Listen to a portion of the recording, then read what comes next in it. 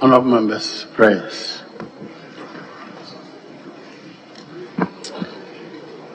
Almighty God, we humbly beseech thee to look with favour upon this Parliament of the Republic of Ghana.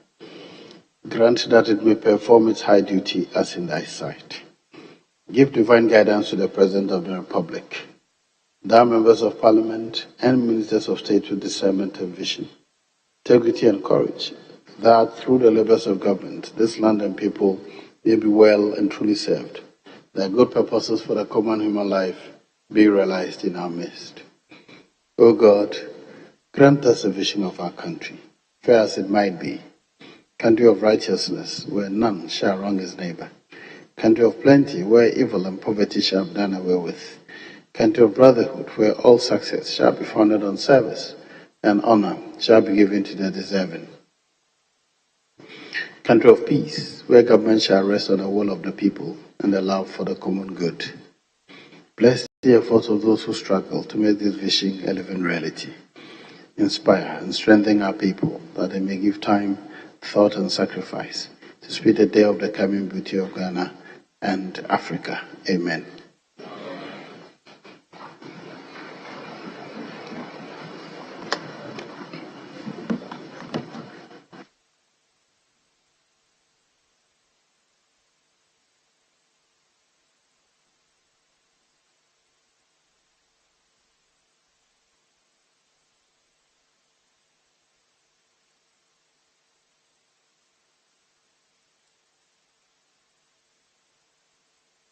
Honourable members, we shall proceed with the correction of votes and proceedings of the 25th sitting of the second meeting of Parliament held on Thursday, 20th July 2023. Page 1. Page 2. Page 3. Page 4. Page 5. Page 6. Page 7. Page 8. Page 9.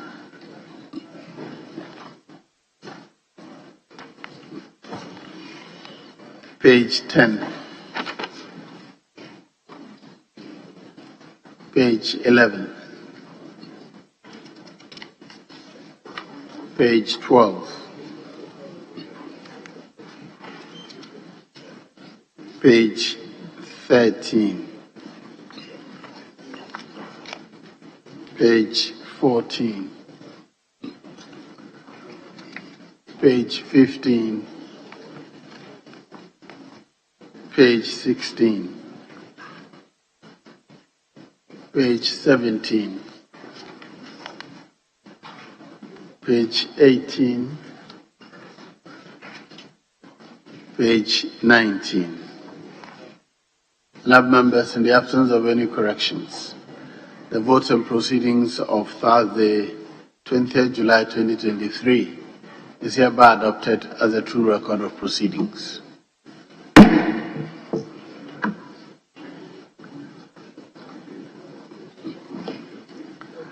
I have two official reports for the consideration of the House. The official report of Wednesday, June 21st, 2023. Wednesday, June 21st, 2023. Any corrections? Yes, Honourable Member for Kwadaso. Honourable Speaker, respectfully on column 10, second paragraph, the last sentence. Moreover, it must not also be tracked in the lines of consumption and recurrent expenditures, but critically invest in infrastructure, health, education, human resource development. Though I thought that it should be human resource development, not human resource, development. Thank you. Very well. The Hansard department will take note and effect the correction. Any more corrections on the official report?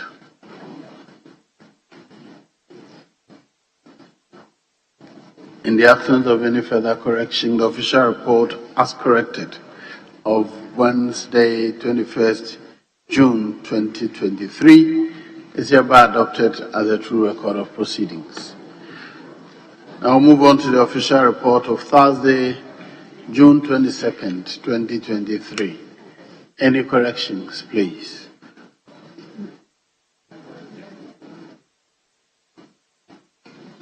Any corrections? In the absence of any corrections, the official report of Thursday, June 22nd, 2023 is hereby adopted as a true record of proceedings.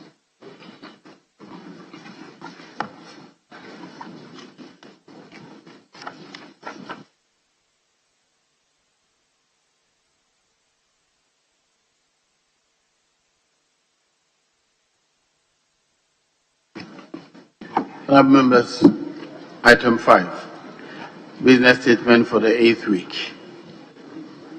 Chairman of the Business Committee, yes. If Mr. Speaker would be pleased, the chair of the committee is engaged in some other parliamentary assignment outside of the chamber. If you, Mr. Speaker, in the circumstances, the deputy whip shall do so in his stead, being a member of the committee. Thank you, sir. Yes. Mr. Speaker, we had that discussion and we have no objection to that. Yes, Honourable Deputy Leader. Sir. Oh, okay. Deputy Whip, yes. Thank you, Right Honourable Speaker. Mr. Speaker, your committee met on Thursday and arranged the business of the House for the 8th week ending Friday, 28th July 2023. And Speaker, whilst I limit myself to some portion of your committee reports, I urge the Hansard Department to capture the report in its entirety. Speaker, questions admitted for the week ending Friday, 28th July are 26 in number. We have 3 questions for the Minister for Chieftaincy and Religious Affairs, 7 questions for the Minister for Lands and Natural Resources. We have 4 questions for the Minister for Water and Sanitation. We have 12 questions for the Minister for Roads and Highways. Speaker, under Order 72, statements may be admitted and papers and reports may be presented. Motions and resolutions and its sequential resolutions, if any, may be taken. Speaker, your committee also took into account that a formal communication from the Finance Ministry that the mid-year budget review will be presented on the 27th of July, that's Thursday, 27th of July, 2023, instead of the Tuesday, 25th of July, as announced by the Business Committee. Speaker, members may comment on the mid-year budget review, even though we are not expecting any supplementary estimate from the mid-year budget review. Chairman and ranking members of the Finance Committee will be given ample time to comment on the mid-year budget review. All other honourable members will be given an opportunity to also contribute to the mid-year budget review. Mr. Speaker, bills and other referrals at committee may be done, and we urge the committees to give particular attention to some bills that have not been looked at. That is the Green Development Authority Bill 2022, the Ghana Industrial Property Office Bill 2023, the Rent Bill 2023, the Budget Bill 2023, and the National Petroleum Authority Amendment Bill 2023. Speaker, I so present the business statement for the week ending Friday, 28th July 2023.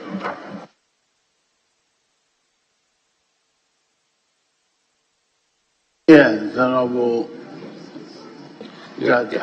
Yes, Right Honorable Speaker, and thanks to the Deputy Chief Whip for the presentation of the week's program. Mr. Speaker, last week we asked the Right Honorable Speaker Bagben about the launch of the Parliamentary Friendship Association. A reason was given. We just want to find out how far with it. Are we going to get it before? Are we going to get the Parliamentary Friendship Association launched before we go on recess? Or what? Thank you, Right Honorable Speaker.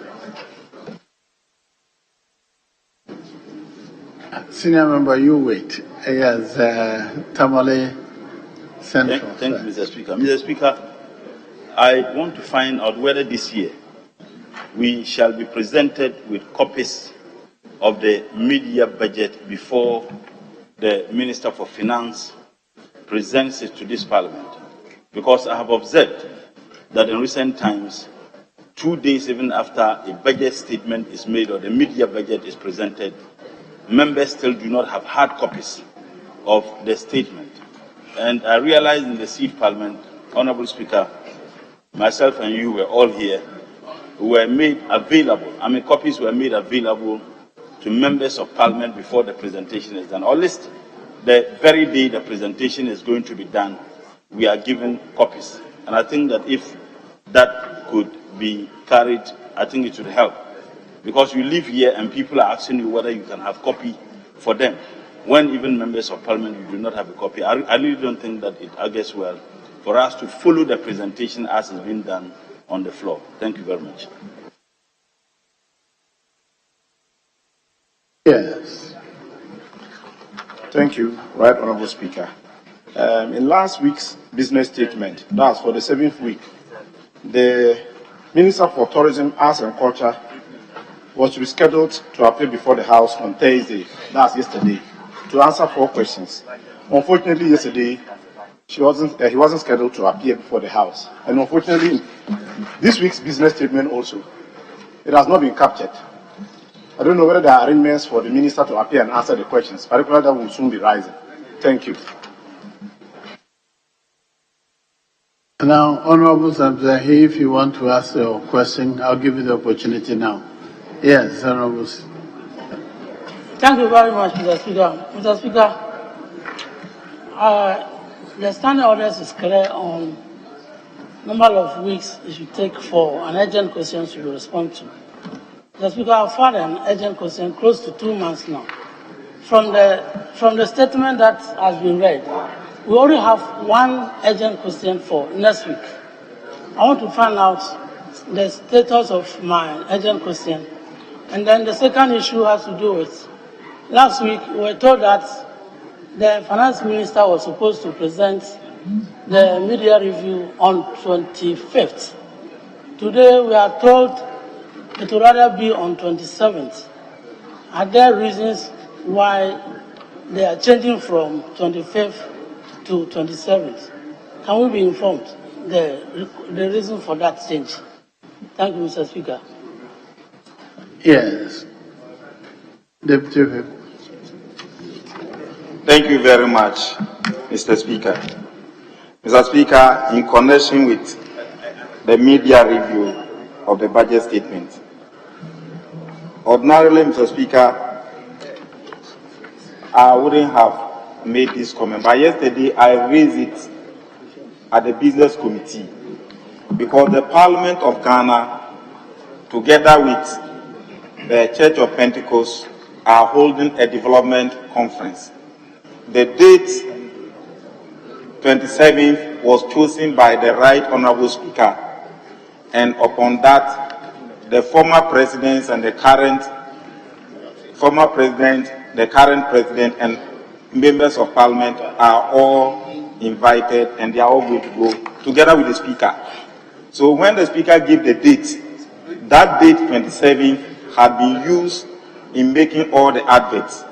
And beyond that, Mr. Speaker, the House, when they were mentioning 27th, the tentative idea was that the House was to go on recess on the 9th of August. And the Speaker said 9th of August may be too late for the House to go on adjournment, because the House is expected to adjourn on the 3rd of August. And due to that, if the budget media review is presented on the 27th, it will be too close to the 3rd of August.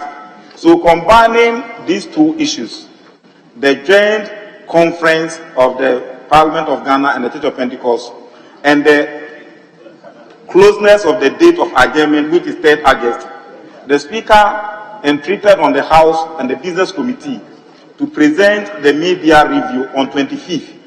It was in that regard that last week's business statement, we were all informed that the media budget statement was going to be presented on the 25th of this month. So yesterday when I raised it, the chairman of the Business Committee said they were in discussion. Mr. Speaker, I don't want it to be said. Mr. Speaker will come. I don't know whether you were able to get in touch with him. And I don't know whether when the Speaker gave the date for them to do the advert in his absence, he also notified you. But in order for us not to be in collision course with him, because he gave a date, everybody is respecting that President Bufo will be coming, President Mama will be coming, President Nadu will be coming, all of us are going. Then the Speaker gave the date. Then only, it is just 4 days later, then only today for you to bring it back, that you are no more. I don't know how Speaker, when he comes back, is going to take it. So we should bear that one in mind. I was notified yesterday that you were talking with him.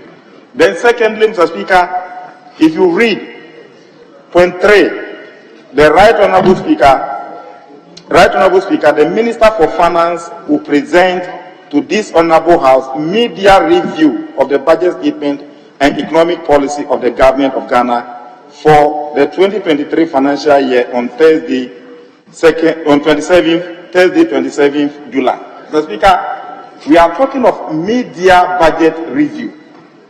And Mr. Speaker, this is the first media budget review after the IMF program.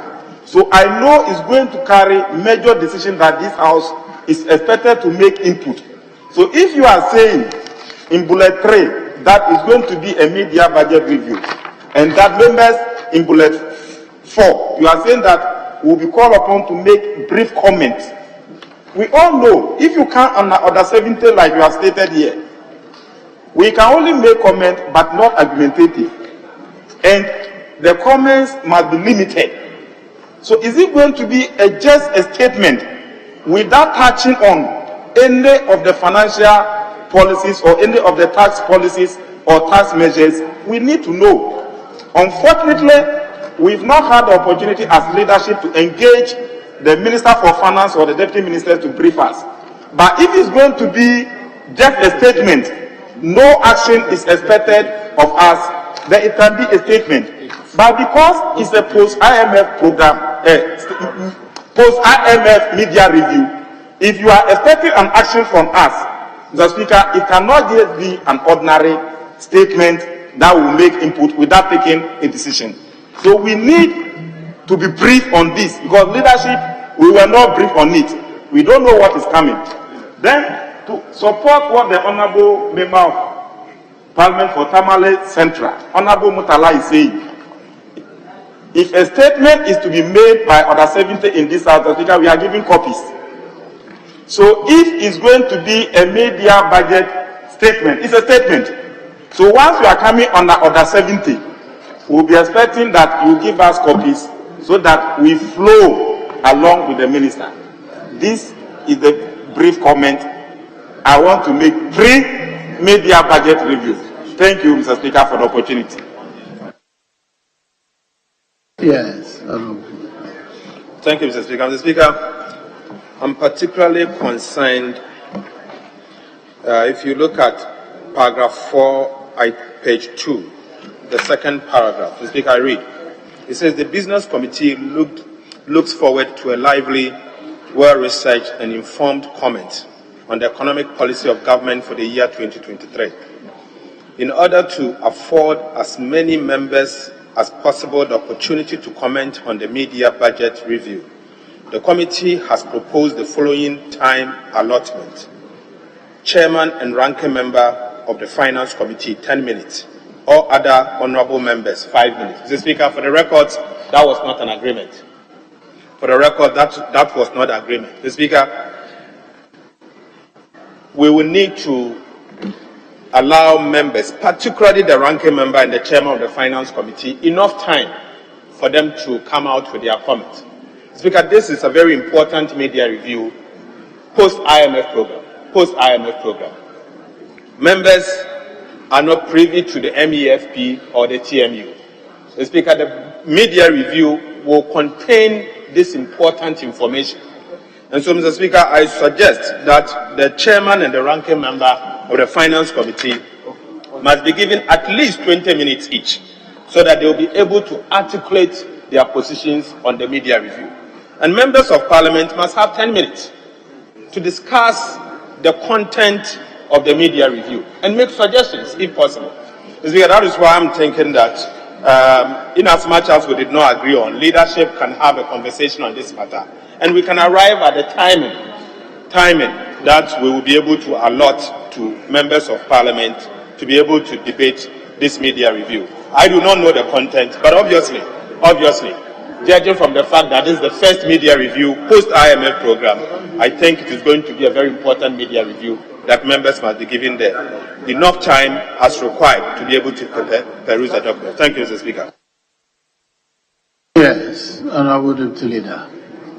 Mr. Speaker, thank you. Mr. Speaker, I have 2 points on this rising. First is in response to the views expressed by my respected colleague Atu Forsen and Ahmed Ibrahim on the need to give more time on the issue of the media review statement. Mr. Speaker, we have to be consistent as a House and determine what suits us.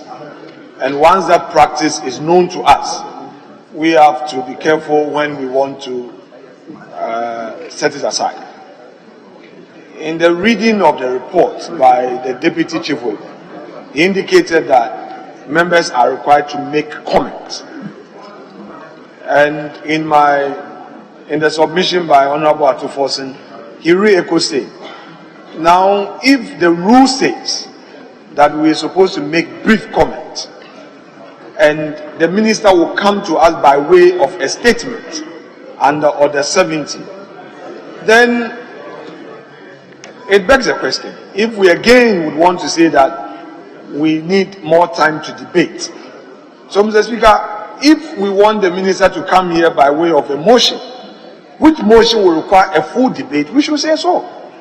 But when we mix up the rules, we miss the fundamental jurisprudence that guide us as a House. And that is where I have a problem. That is not to say that I have a problem with the general view expressed on how we want members to comment on the matter. But if we are going by rules, then it is important that we respect what it is. 2, Mr. Speaker, I chair the Parliamentary Friendship Association Management Committee. I want to put this out. Mr. Speaker has made it clear that some countries do not have members at all subscribing to the friendship. And it's become difficult for him, therefore, to inaugurate the Friendship Association. I think at this point, I would make a strong suggestion to our whips, minority, majority whips, to take it up, so that the way you sometimes, how we go about committee formation, maybe we use that approach to do a spread for all the various countries, because yes, you have the total list. So I believe that if the whips take out one up and then you do the allotments, I mean, that would be fine, so that we can quickly get it inaugurated. Else, everybody would want to be with the US, UK, and leave Benin, and leave Togo, and leave Cote d'Ivoire, and leave DR Congo. You know, and Mr. Speaker says that he's not willing to do that. So, whips, I strongly suggest that you take this up. And Mr. Speaker, mine is just an application when you give directive to the whips, then it will have the force of law.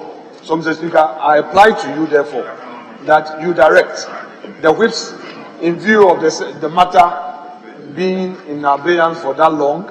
You direct them to take that up and then arrange the various the friendship associations, which will have a very good balance to allow for the various countries that have come forward to have representation, so that Mr. Speaker can inaugurate as soon as possible. I thank you, sir.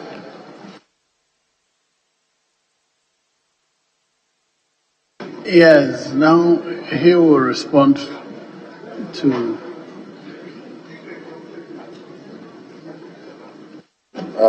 Thank you, Right Honourable Speaker. I think the question about the parliamentary association has been handled by the able deputy leader.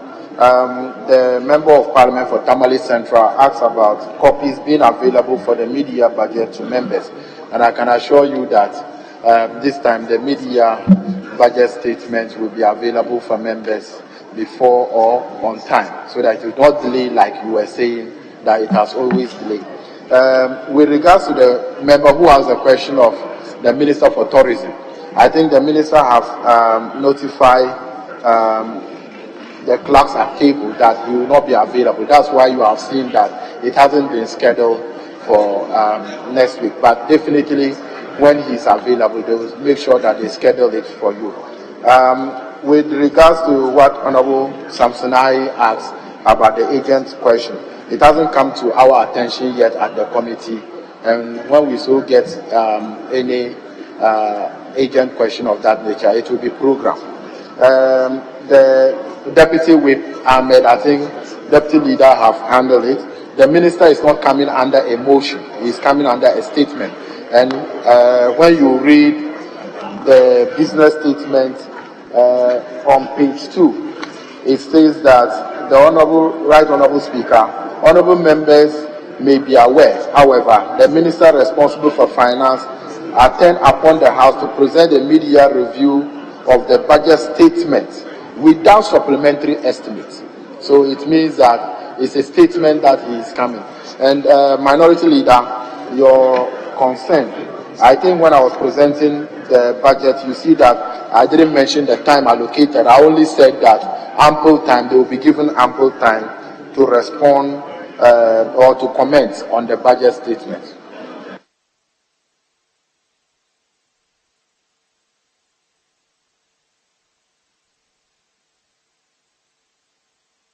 Or you're not on your feet.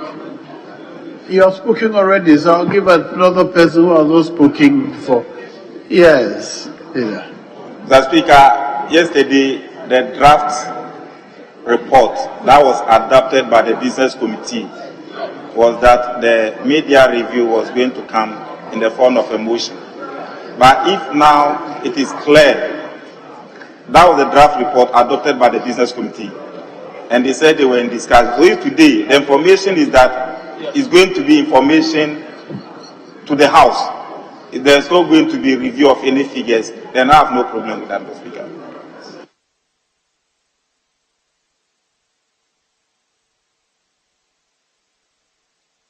Leader, I think you will have the last word. The leaders, you will have the last word. Yes. Yes, Speaker. I wanted clarification from the Deputy Whip. When I asked whether the document will be made available to us, and in his answer he said it will be made available to us on time. I want to know, on time, is it that it will be given to us before the Minister for Finance presents the media budget, or it will be given to us on the very day that the presentation is going to be done? So if you could expatiate on the on time, that's what I want to know. Yes, Deputy Leader. Mr. Speaker, I don't think that we should strike this matter any further. For the avoidance of doubt, Mr. Speaker, let me read aloud Order 72. Order 72 provides, quote, a Minister of State may make an announcement or a statement of government policy any such statement, any such announcement or statement should be limited to facts, which it is deemed necessary to make known to the House, and should not be designed to provoke debate at this stage. Mr. Speaker, the minister is not coming with a supplementary budget. He is coming to brief us on government policy, an update of the state of affairs. The government policy, economic policy. Mr. Speaker, Budget and economic policy. the government policy, which is a subject matter in issue, is the economic policy of government, which is embedded in the budget, and is going to give us an update of the very budget that we approved. So, Mr. Speaker, it's not a matter of a motion which will require a debate. When it has to do with debate, I believe that members can file their own motions as a consequence to the statement made. You have the questions, you can file questions and get answers. You can make a statement out of the statement. You have available tools. So, Mr. Speaker, we need not confuse ourselves and create certain wrong impressions about what the minister is expected to do. He is to make a statement. We are to comply with the rules by making brief comments. So, issue of time allotment and time to debate will not arise. We are not to debate it. Mr. Speaker, I rest my case. Thank you. Yes, Honorable Deputy. Thank you, Mr. Speaker. Mr. Speaker, the original date for the budget statement was the 25th. I see in the report that it changed to 27th. But, Mr. Speaker, what was not said and what is silent in this report was whether or not there's a change in the date for the recess. Originally, we knew that the recess was on the 3rd. Now, with the changes, the leadership did not make any comment on what the date for us rising, and I think it's important that we know that. Yes, Deputy Whip, what the date, I think the issue of the date was strongly canvassed. What's the solution? Speaker, what the clarification the Member of Parliament for Tamale Central is seeking, obviously, you don't expect that the mid-year budget statement will be given to you before it is delivered. But the day it is delivered, like I said, we'll make sure that copies will be available. As soon as the minister responsible for finance finish delivering the mid-year budget statement, it will make available to you. But, Speaker, if you look at the business statement, you could see that the deputy leader, the question you asked, the business statement is stated that the statement is scheduled for Friday 28th. The business statement ends on Friday 28th. And then Tuesday 1st, leadership will conclude the debate on the comment of the business statement. So by the 1st of August, leadership will conclude. And I hope you understand that part. Thank you. Yes. Thank you, Mr. Speaker. Mr. Speaker, mine is some clarification. The Honourable Member of Parliament for Ayawase North asked to know when the associations will be inaugurated. And the answer he gave wasn't very clear. If he can't explain it very well. This is not the first time this issue has been raised on this floor. Ever since this meeting started, we've been asking to know when the associations will be inaugurated. At a point, we were told that it is the responsibility of the chief whip to do that. He's here. Some of us want to listen to him when those associations will be inaugurated. And if he decides not to inaugurate them, he should let us know. Thank you.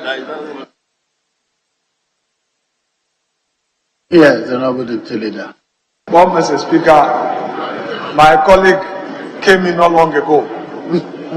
Normally, the practice has been that even if you are not in the chamber, you follow proceedings on social media or in your office. It's obvious that you've not followed proceedings. If you did, you won't say this. Mr. Speaker, it's also obvious that the day Mr. Speaker made the pronouncement on this, you were not here. If you were, you wouldn't make these comments. Right. Then for the do you have an answer for him? If you have, Mr. Speaker, please proceed. I rely on my earlier, Mr. Speaker, I rely on my earlier suggestion to the whips without more. Thank you, sir. Yes, Honorable Whip. Right, Honorable Speaker, I thank my very good friend, the Deputy Whip, for presenting the business statement on behalf of the chairman.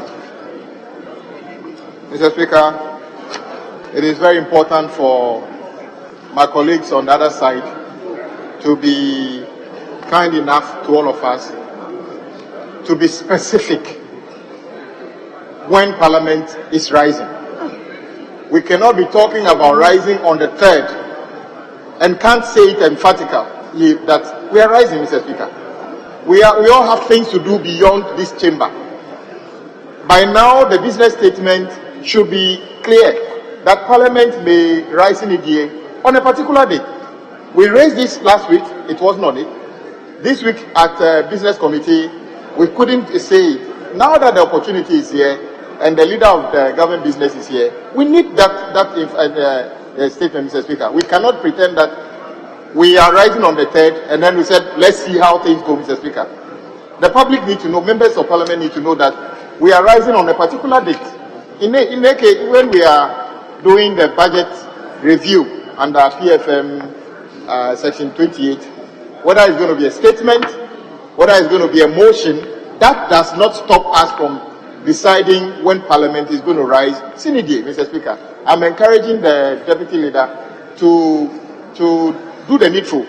We need to know when Parliament is rising. Have you seen section 30? Yes, and Mr. Speaker, the last thing. If the Deputy Leader reads section 28 of the PFM Act, the requirements that are placed on the Finance Minister, the review of the macroeconomics and everything, are you sure that just a statement, when we in our standing orders, are you sure that what the PFM Act is talking about is just for the Finance Minister to make a statement? Because he's supposed to review things and come to us. Mr. Speaker, nobody in this country believes that what we put in the 2023 budget, we are still on course. Nobody can say we are still on course. Things have gone to the south and west of what we are talking about. So it will require some reviews or things that we need to take decisions on. Mr. Speaker, if for instance, revenues have underperformed and we are pretending that the road minister will get a certain quantum of money to do our roads and the revenues have underperformed, why would we pretend that the finance minister can just come and say that though revenues have underperformed, we are still going to raise the same amount of money to do the roads? Isn't it the case that the finance minister need to say that the revenues have underperformed, hence this is what we have and we can only do this? That will require decision. So in that case, it cannot be only a statement to Parliament. It has to be a motion so we can take a decision. So we should not mix what is in the standing orders with what the PFM section 28 of the PFM Act says. I'm quite clear on my mind that when the finance minister comes to the house, we are all aware that things are not what they should be in terms of our assumptions during the 2023 budget. I am sure that some of those figures needed to be revised. If we project to collect 100 million Ghana cedi in 6 months and we've collected only 60 million, why would we be pretending that in the next last 6 months we are going to be able to do that? No, I'm just saying that you can come under a statement, but it will not be serving the country well if we pretend that if he comes under a statement, he would have been fulfilling his requirements, because we know things are not what they ought to be. That's all I'm saying, Mr. Speaker. If he comes under a statement, nobody can stop him from doing that. But I'm not sure whether that will be in compliance. Can we return to the business statement? Okay, Mr. Speaker, the business statement, the last thing I want to, now that our leader is here, just to say that we need to be clear on our minds when Parliament is rising Senate. We can't be like we may or we may not, because we need to plan beyond the chamber. Mr. Speaker, thank you for the opportunity. Yes, Honorable Majority Leader. The Speaker, to respond quickly to what would be done by the Finance Minister. Mr. Speaker, in the Appropriations Act, we gave the authority to the minister to spend up to a certain defined ceiling. Now, if the appropriated amount states that we can spend up to 200 billion, and because of underperformance, you are not able to reach your target, but you are able to spend up to maybe 180 billion, you are still within. It doesn't require any agreement or approval by Parliament. You agree with me? Thank you very much. So the purpose of this really is neither here nor there. Mr. Speaker, however, if you are going to go beyond that ceiling, the minister then will be required to come to this House with a supplementary budget that is over and above the appropriated amount. That is what it is, and that is what this House has ever been doing since 1993. And that obtains everywhere, in every other jurisdiction. That's what it is. Mr. Speaker, there are issues. There are issues that may come up necessarily in respect of maybe the trickling in of revenues. Parliament could say that, okay, the minister tells us that maybe we are going to have a certain defined amount coming in. To the extent that we may not exceed the appropriated ceiling, still there's no need for any supplementary budget. However, the Speaker of Parliament could have a say about if there should be any environment. We could have a say in that, where to maybe do the allocation of some otherwise unanticipated revenues. But it still not go beyond the ceiling to require a supplementary budget, which supplementary budget then will have to be moved by a motion to be approved by Parliament. Mr. Speaker, I think there's been too much forwards and backward movement on this.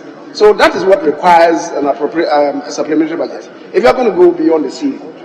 But in terms of whether Parliament could and should have a say in some allocations, I'm not sure that anybody can deprive Parliament of that. But that does not lie in the submission of a supplementary budget.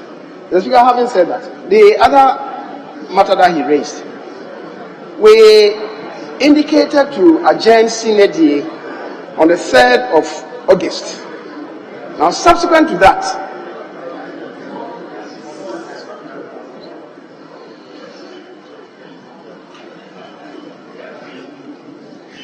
Mr. Speaker, subsequent to that, there were some other developments.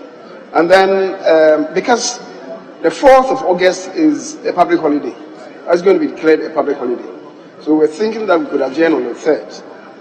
But subsequent to that, we then said, because there's a statutory engagement which requires the presence of the minority leader, myself, the Speaker, and the Clerk to Parliament. So it was then suggested that because we may have to exit the jurisdiction on the 10th, then we could go to maybe 9th of August after the holiday, which will occur on Friday, go to the following week and adjourn on the 9th. That then will mean perhaps conscripting the following Monday to have a sitting on Monday, Tuesday, Wednesday.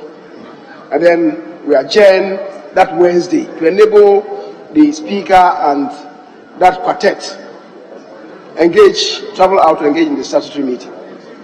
Now, it was the reason why we said, I came subsequently to amend it to say that in all likelihood we could now adjourn on the 9th. The Speaker, subsequent to that announcement, it then emerged that in the Africa region, the CPA Africa region, we're looking for a country to host the plenary, the Congress, Africa Regional Congress, to precede the CPA International meeting in Ghana. Unfortunately, it's become difficult for a country to come up to host that. And in place of that Africa Regional Conference, the Executive Committee now has to meet because no country is coming out to hold the conference.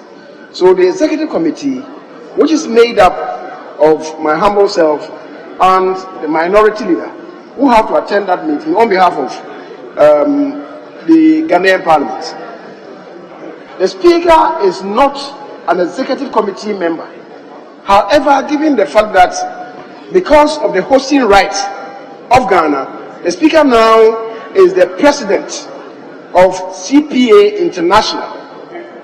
The Speaker, it becomes imperative that the Speaker may have to travel with us. And that then will mean that Parliament is going to be bereft of the involvement of these three key personalities, which is why now we have come back to the third. So really, there's been some vacillation, but it's justified vacillation. And so let me say that we are adjourning, or in all probability, because the final determination will have to be made by the Speaker. In all probability, we'll be adjourning on the 3rd of August. The Speaker, I think that should settle this once and for all. I thank you very much. Yes, Honorable Minority Speaker, there is a matter probably I may have to bring to your attention. The Speaker, the issues on the media review is a matter of law. The Speaker, until 2016, media review was not compulsory.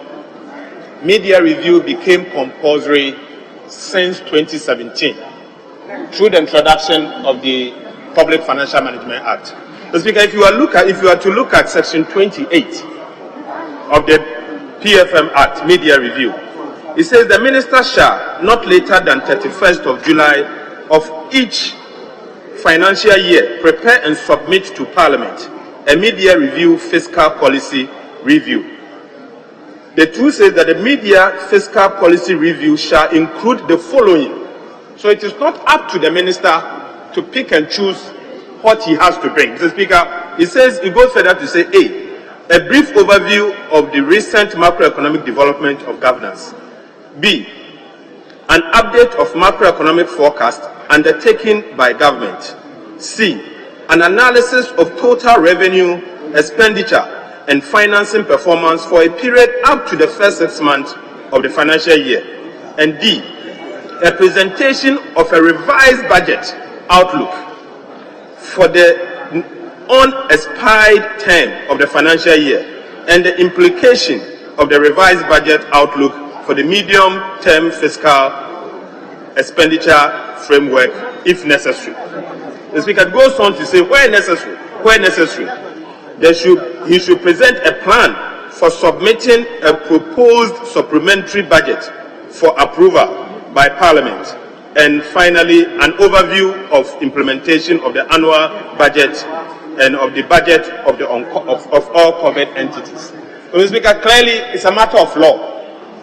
And if the minister responsible for finance is to submit this media review, there are some of the items that he has no option than to present it to us for us to discuss. Mr. Speaker, I do not believe that that should be in a form of a statement.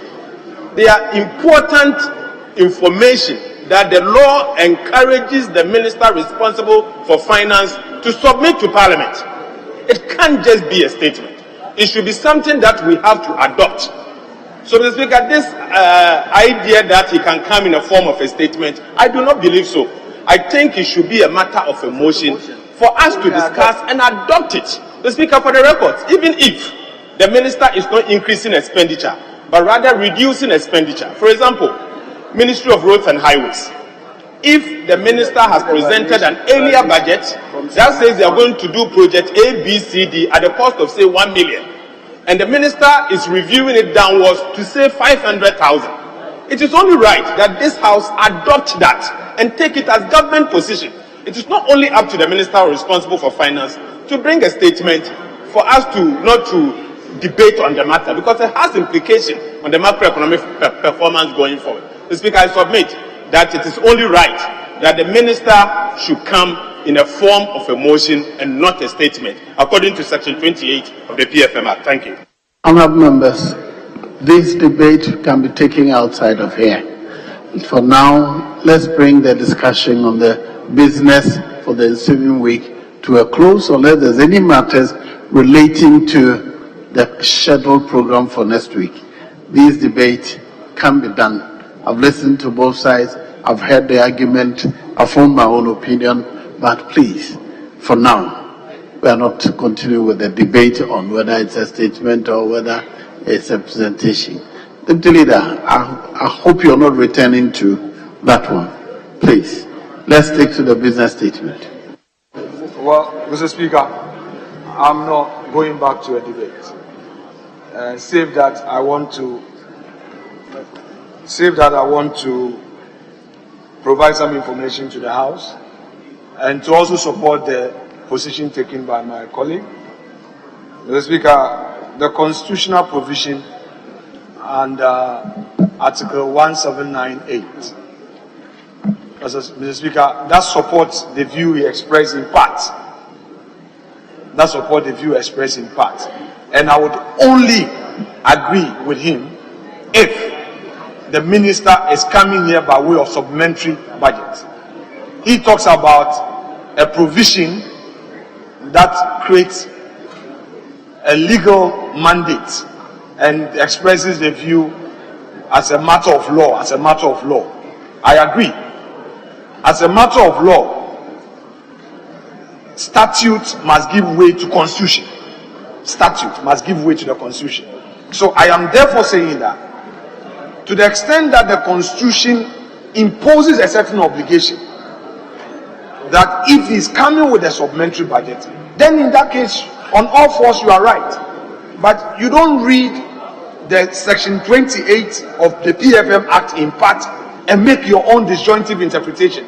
You give a holistic interpretation to the matter. So, Mr. Speaker, for now, you cannot preempt what the minister is going to say. For now, we are aware of all that is required of the minister under the PFM Act. But again, the constitution is clear that if he is coming here with a supplementary budget, of course the minister knows what to do. Mr. Speaker, for the avoidance of doubt, I will read. Where in respect of a financial year, it is found that the amount of monies appropriated by the Appropriation Act for any purpose is insufficient, or that a need has arisen, Honorable Minority Leader, please pay attention to me. Yes, I am, but I need you to pay attention because you brought the debate. Or for any purpose is insufficient, or that a need has arisen for expenditure for a purpose for which no sum of monies has been appropriated by that act, a supplementary estimate showing the sum of money required shall be laid before Parliament for its approval. So this is where your issues you are raising would arise. Then we'll have a full debate.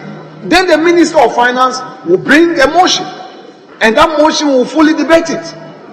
But for now, Mr. Speaker, when we talk about review, it does not necessarily mean. Honorable Leader, I thought we agreed that we are not going Mr. back Speaker, to this I debate. thank you.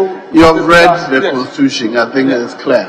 It is not different from the Appropriations Act, which says if need be. In each case, the need be, or if you need a further appropriation, they come to the same thing. So let's leave it here, please. Mr. Speaker, with that explanation from you, further defeating his point, I thank you so much. I was not making a ruling. I was just making an observation. Other members, the business statement as presented is hereby adopted by the House. I'll move straight to item 6. But before then, let me acknowledge the visitors we have in the House for today. One, the Lord's Preparatory School. They are led by Mr. Samuel Gakogo, the Lord's Preparatory School. Mr. Kagogo is a teacher, and they are from the Krowo constituency. You're welcome to Parliament. Then we have the Blue Pearls School. The Blue Pearl School are led by the acting head teacher, who is Namba Patrick. The Blue Pearl School is from the Lojokuku constituency. You're welcome to Parliament. Then 3, we have the Accra Girls Senior High School. They are led by a teacher by name Enoch Engman Adodankwa. They are from the Ayawaso North constituency. You're welcome to Parliament. Finally, we have the Mfansipim Basic School. Mfansipim Basic School.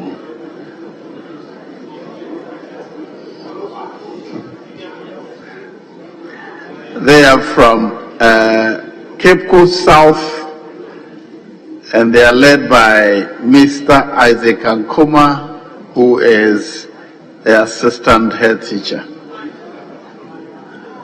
You are also welcome to Parliament. Thank you.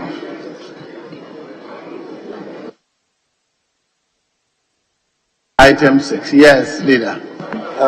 Speaker, with your leave, we want to vary the order of business. Before we do item 6, then we do item 8 on page 5 at the commencements of public business, and if we can lay few papers. And Speaker, with your leave, if the Deputy Minister responsible for finance can lay it on behalf of the Minister. Yes, Chief Whip. Right, Honourable Speaker, indeed we agreed to lay these papers. Very well. Now, I'd rather move to item 8. At the commencement of public business. 8. Presentation of papers. A. By the Minister of Finance, represented by his deputy. I.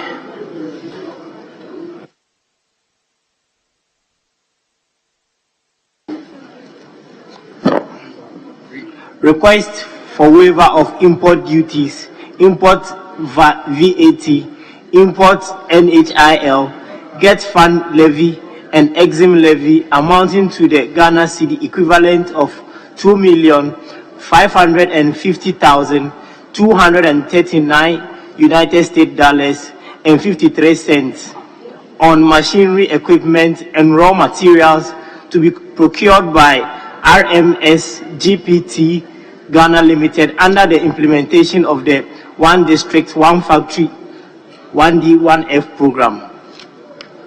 The paper is duly presented, is referred to the Committee on Finance to consider and report. I. Request for waiver of import duties, import VAT, import NHIL, get fund levy and exim levy amounting to the Ghana cedi equivalent of 1,951,650 United States dollars and 72 cents on machinery, equipment and raw materials to be procured by Amponsa Ifa Pharmaceuticals Limited under the implementation of the One District, One Factory program. The paper is duly presented, is referred to the Committee on Finance to consider and report. I. Okay. Request for waiver of import duties, import VAT, import NHIL, get fund levy and exim levy amounting to the Ghana cedi equivalent of 747,032 United States dollars and 51 cents on machinery, equipment and raw materials to be procured by Agrohow Ghana Company Limited under the implementation of the One District, One Factory program. The paper is duly presented, is referred to the Committee on Finance to consider and report. Item IV. Request for waiver of import duties, import VAT, import NHIL, get fund levy and exim levy amounting to the Ghana cedi equivalent of 686,432 United States $1,000,018 on machinery, equipment, and raw materials to be procured by YMHY Doors Ghana Manufacturing Company Limited under the implementation of the One District, One Factory program.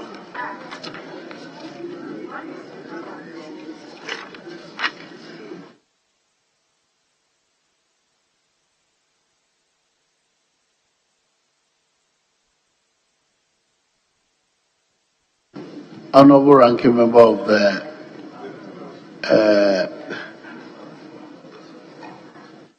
Appointments Committee. Honorable Ranking Member of Appointments Committee. He's not paying attention. Honorable Yawama, I'm inviting you to lay the report on behalf of the committee. Item 8B. Yes, please, you may now. The report is duly laid. It's for distribution to members. What about the others? Are we ready to lay the report at the chairman here? 8C is by the chairman of the Youth and Sports Committee. Report of the Committee on Youth, Sport and Culture on the Charter for African Cultural Renaissance. Yes. Mr. Speaker, when you called the chairman, I did not see the chairman. I rather saw my colleague, the deputy whip, bowing. At least, so where is the chairman? Okay, yes, somebody can. Yes.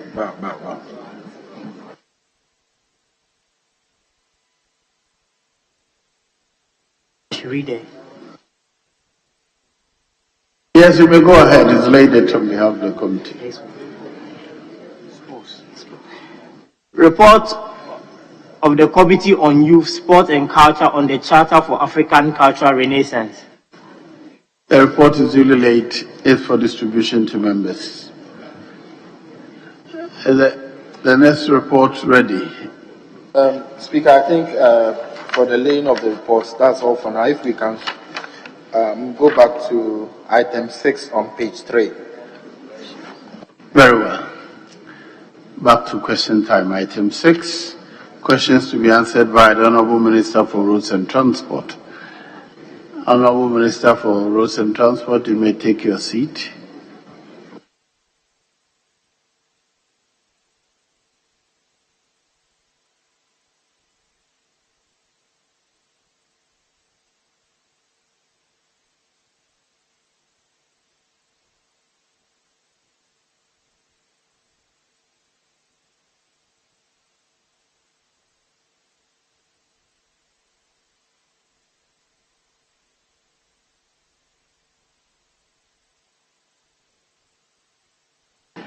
Question number 483 to be asked by the Honorable Member for Ho Central, Mr. Benjamin Komla-Kodo.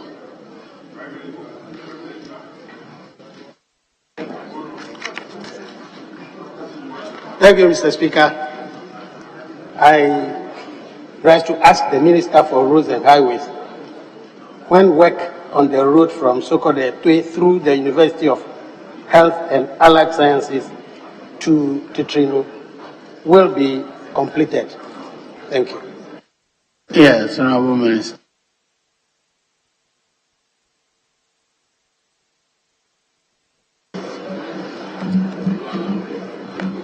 Thank you, Mr. Speaker.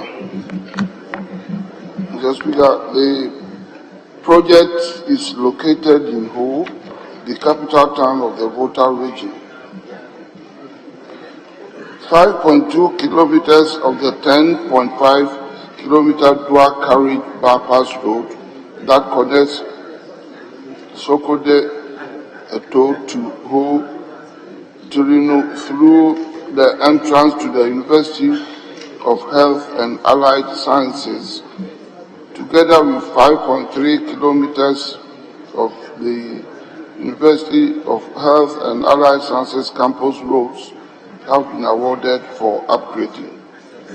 Mr. Speaker, currently the project commenced on 26 October 2020 for completion by 25th October 2022, which was later revised to 31st August 2023. Works done to date include 1. Clearing, which is completed, earthworks, which is also completed, sub-base, 5.15 kilometers completed, drainage, 3.4 kilometers completed. In progress to date is at 36% physical completion. The contractor is currently not on site. He has indicated his willingness to move back to site to complete the outstanding works after payment is effected. Thank you, Mr. Speaker. Yes, any follow-up question? Mr. Speaker, I want further clarification on this route because this was a road project started in 2016, right up to Pitrinu from Sokode Etui. And I remember that I had filed a question to the minister before on this very road. Clearing was done in 2016, and the contractor at that time was being owed 24 million Ghana cedis.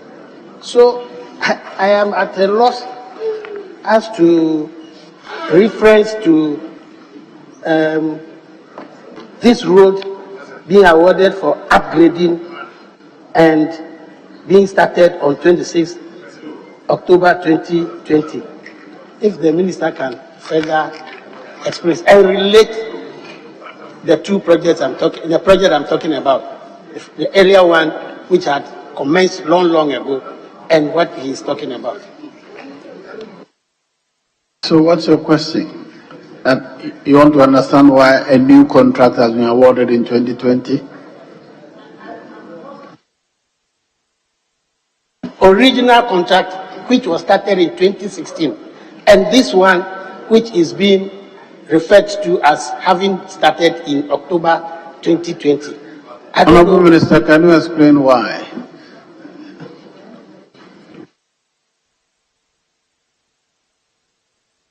I thank you, Mr. Speaker. Mr. Speaker, I am dumbfounded about this question because you are the honorable MP for the area and you ought to know. You are talking about the project which was awarded in 2016 between Sokode and Ho, the dualization, which nothing was done, and then we came to work on it. And you know, that one is being done by China Engineering number 5. Wait, I'm explaining to you. Sokode Ho dualization, and that is fully completed, awaiting commissioning. Then, because of University of Health and Allied Sciences, it became necessary to do the bypass, to the university, including the asphalting of the university campus, and that is being done. And that one is being undertaken by First Sky Construction, and he is on it. He has done all the drains throughout. He has built a road. He has done earthworks up to sub-base. So he's having some challenges. So I mean, you have to know the differences between the two projects, but they all begin from Sokode. One is to Ho, and that is the dualization, in which you are aware is your constituency, and you are aware is fully completed 100% with all road line marking. And anytime from now, you will be invited to witness the commissioning of that project. I thank you. Yes. Mr. Speaker, I think that we are both talking about two different road projects. I am referring to the road from Sokode Etui roundabout. That is off the Sokode Ho one. through the front of UHAS, crossing the Adakulu Road to Titrinu, which is on the Aplau Road. That is the one I'm talking about. So it is not the whole so-called road I'm talking about. In fact, the president was there to even cut short for this one that I'm asking about. So I just want to find out, Mr. Speaker, I want to find out from the minister, what is the coverage of the present road between the road project from so-called Etwe through UHAS Junction to Titrinu? What is the coverage of that road? When you ask for coverage, can you explain what you mean by coverage? Scope. Scope of works? Yes. What is the kilometer length and what has been, what the contractor has been asked to do? That's what I'm, from where to where. How much of the work has been done and how much is outstanding? Honorable Minister.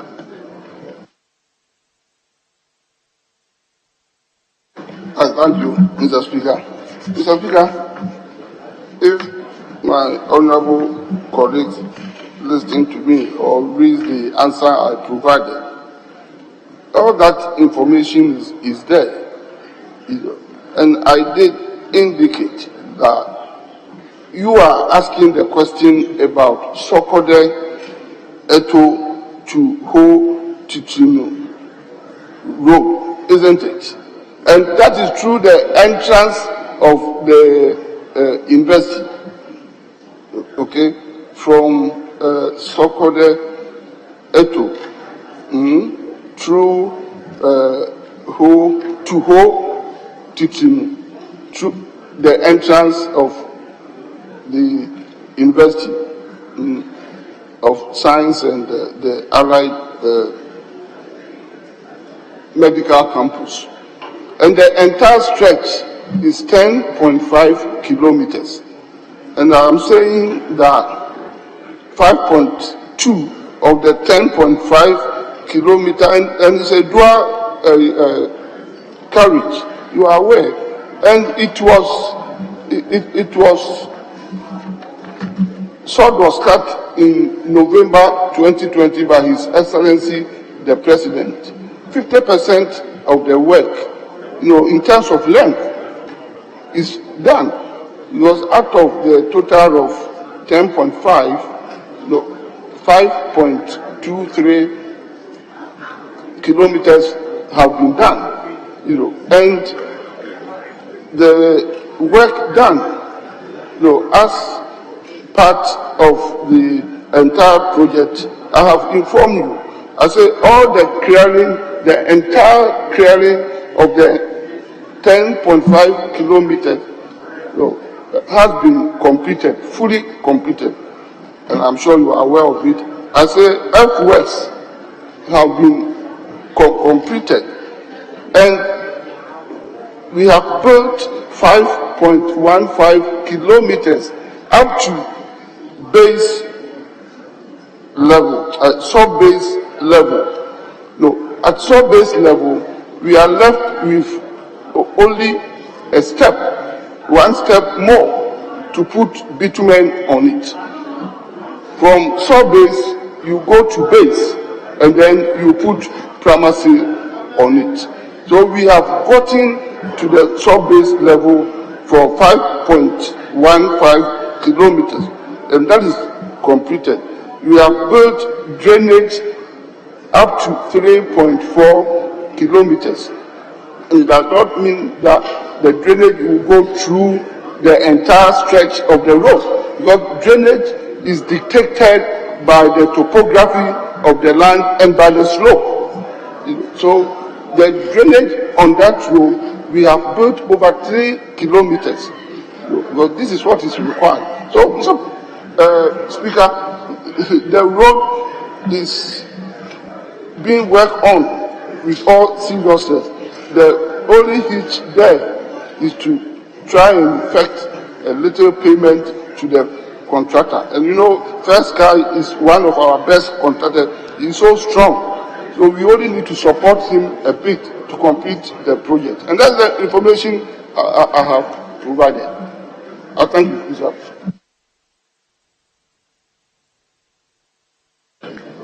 Yes, we have one more. Mr. Speaker, in the Minister's response, he has indicated that the contractor is ready to go to site when payment is effected. First of all, I want to inform him that about half of the road is not being worked on at all. From the Technical University gate up to Titrinu has been completely abandoned. No work is going on. But he says on this portion, the contractor will go when payment is effected. So I want to find out from him, when will the contractor be paid so that he can return to site? The road is further deteriorating since he left site. Yes, Honorable Minister.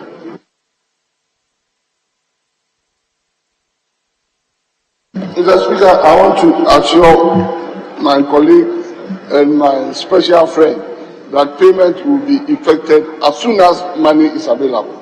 Thank you. Yes, Honorable. Right, Honorable Speaker, we thank our colleague, the ever-diligent Minister to Parliament for the answers. Mr. Speaker, but let me put on record. China Railway number 5 did start work before 2017, though the amount of work done was very little. Indeed, the bulk of the work was done from 2018 until recently, when they've achieved practical completion. On the stretch that my colleague is talking about, which is the one in front of UHAS, yes, that runabout, in fact, Mr. Speaker, myself, Honorable Beja, and Professor Kwame did the master planning of the UHAS and the university at Brongahafo pro bono. So that runabout was planted there by us. Even the original sketch was that no fees were charged. So I knew that the decision, because UHAS currently operates from the university, pardon? The Professor Kwame, ask him.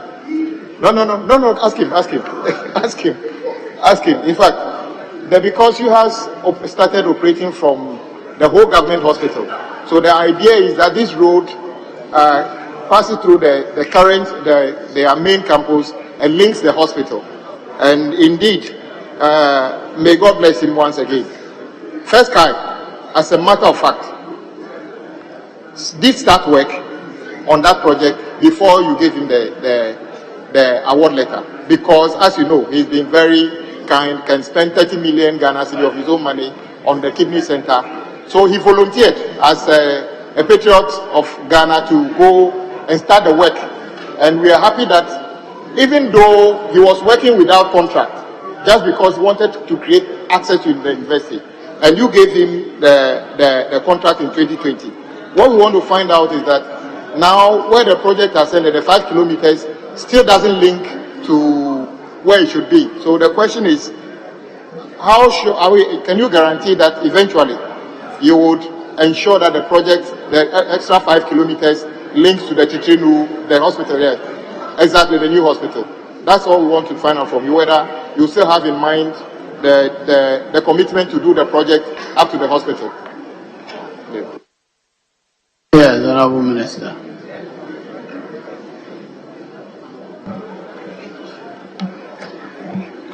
I thank you, Mr. The Honorable Member. I'm happy you have given that vivid, brief history of the project. It's true that, Mr. Speaker, that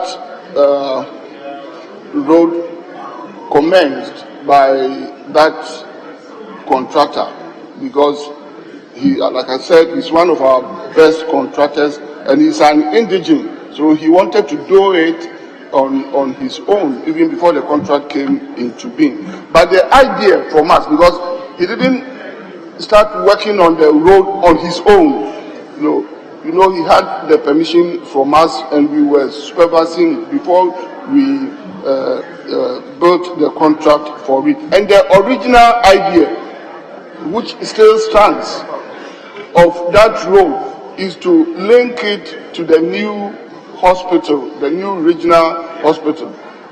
It hasn't gotten there, but in our database and in our record, it will definitely link, because we want even the hospital to be used by the University of Allied Sciences as a teaching hospital. So, Mr.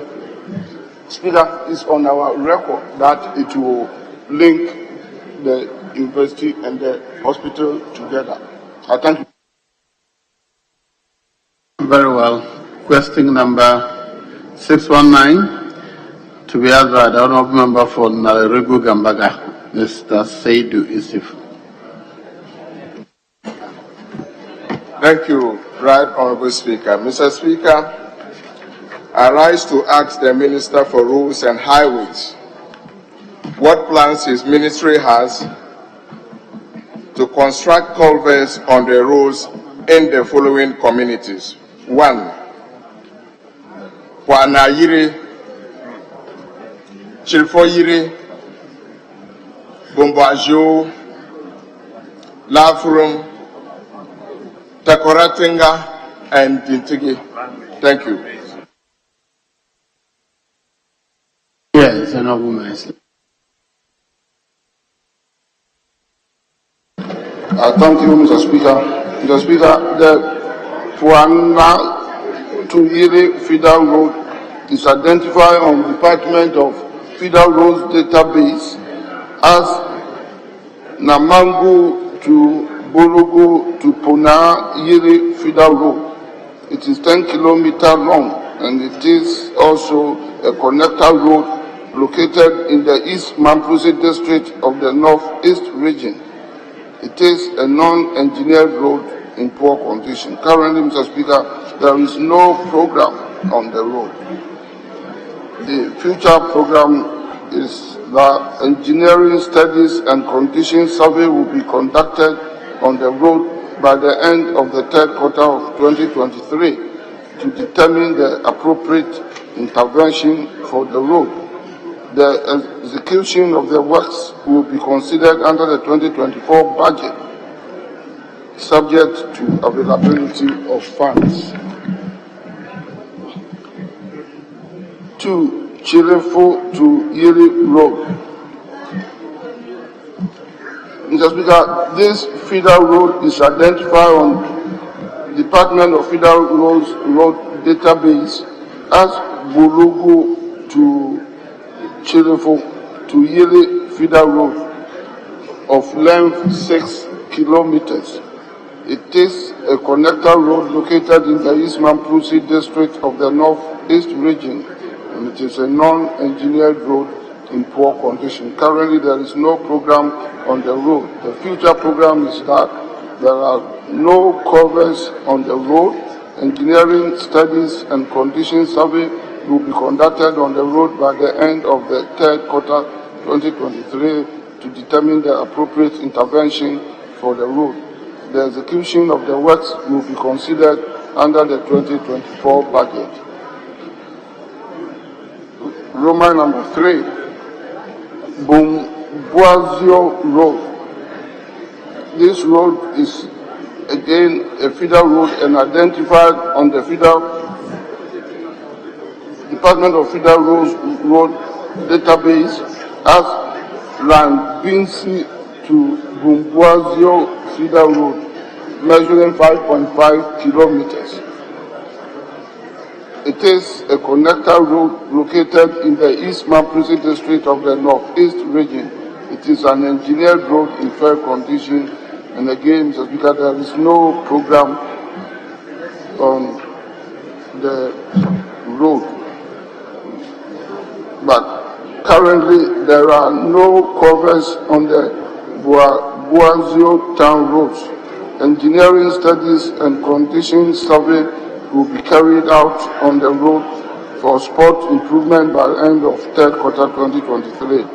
The execution of the works will be considered under the 2024 budget. 4. Lafulim to Takulantinga Road. Mr. Speaker, this feeder road is again identified on Department of Feeder Road Database as Sakubu to Namen Boku to Lafulum to Takurantega feeder road. It is a 12.5 kilometer long. It is a connector road located in the East Mamprusi district of the Northeast region. It is an unengineered road in poor condition. There is no program on that road currently, Mr. Speaker. However, there are no covers on the road, and engineering studies and condition survey will be conducted on the road by the end of the third quarter of 2023 to determine the appropriate intervention for the road. The execution of the works will be considered under the 2024 budget. 5. Dintigi Road.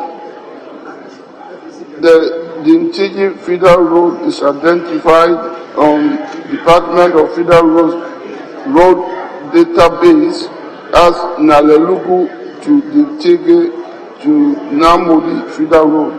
It is 8 kilometers long, and it is a connector road located in the East Mamprusi district of the Northeast region, and it is an engineered road in poor condition.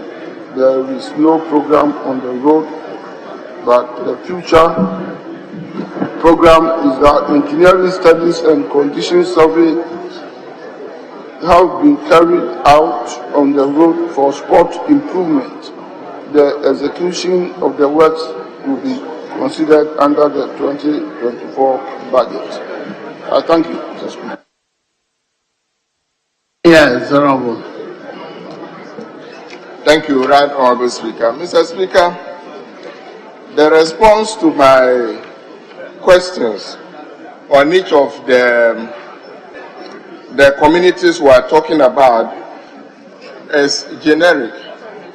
Because if you go through no programs for each of the communities that we are talking about, and the minister says that engineering work will be done at the end of this year, and the appropriate intervention will be taken in 2024.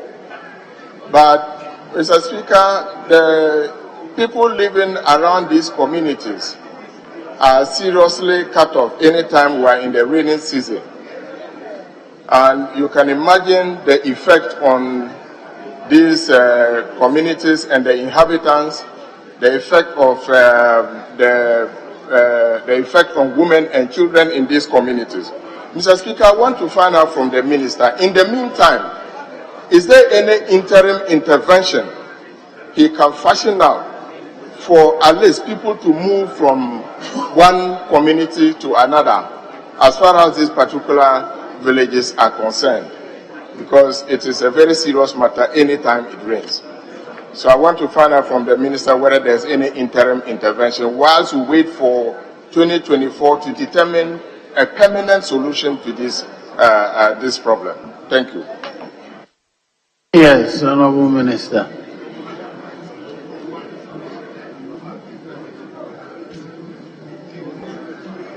I thank you, Mr. Speaker. Mr. Speaker, like I always say, I share the genuine concern and the anxiety of my colleague. These are rural areas and the roads are quite terrible. I have indicated in my answer. But you know that all roads in our country cannot be built simultaneously. That is why we have in place routine maintenance program, and that one is ongoing. So if you come to Ghana Highway Authority, we have two separate intervention programs. We have what we call MMU, Mobile Maintenance Unit for the roads. And we also have BMU, Bridge Maintenance Unit. So I say it all the time to my colleagues that if anybody has any special emergency challenge, particularly with the onset of the rains, if it's not immediately brought to our attention and you are the MP, you raise it will be given that emergency treatment. And it has been done to and for many people. My answer is that yes, what you are saying is true. So, entered in the 2024 budget to give it a rare facelift and treatment. If there is any emergency, those roads could benefit from the ongoing maintenance. And that one, I can assure you of my fullest cooperation with you. I thank you, Mr. President. Very well, I'll move on. Question number 884 to be asked by the honourable member for Central, Mr. Alexander Roosevelt Hotoje. Thank you, Mr. Speaker. Mr. Speaker, I rise to ask the Minister for Roads and Highways what has accounted for the inability of the Regional Feeder Roads Directorate to carry out its routine maintenance on feeder roads in the Volta region in recent times.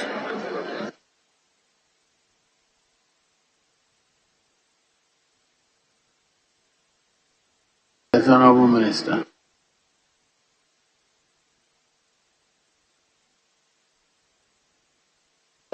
Thank you, Mr. Speaker. Mr. Speaker, the total length of feeder road network in the Volta region is 2,208 kilometers. Out of this, 1,448 kilometers, representing 65.6%, are engineered roads.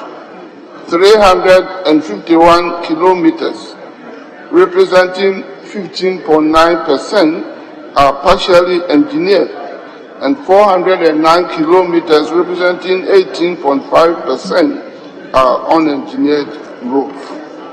Routine maintenance is carried out on the engineered network and some partially engineered roads.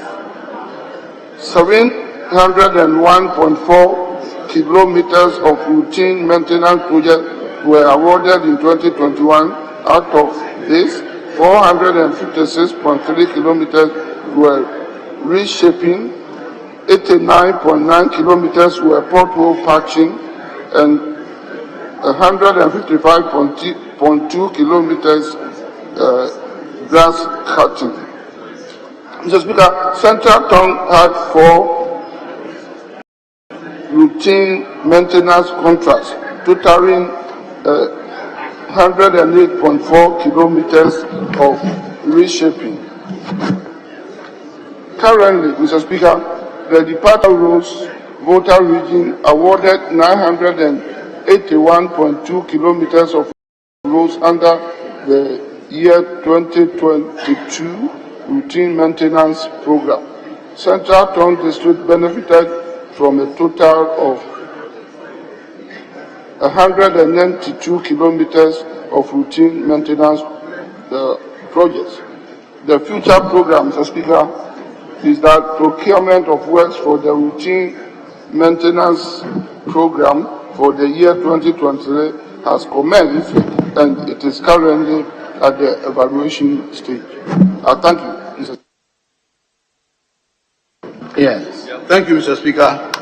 Mr. Speaker, I would like to find out from the Honorable Minister measures that are being put in place to ensure that majority of these unengineered roads are engineered for their attention. Yes, Honorable Minister.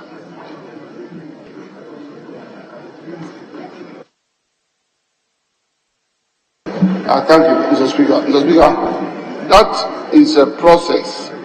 Any road network that my ministry will undertake will have a prior engineering work being done on it. Because if we say a road is engineered, it means that we have taken into consideration all the necessary details on the road.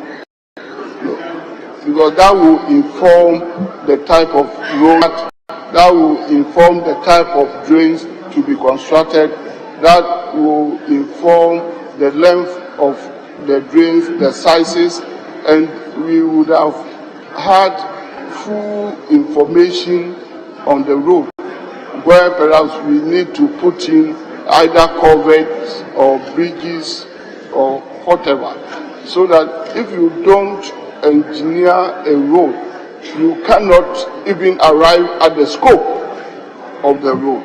The road must be engineered to get the full scope for the works to be done, and that will inform the estimates to be prepared.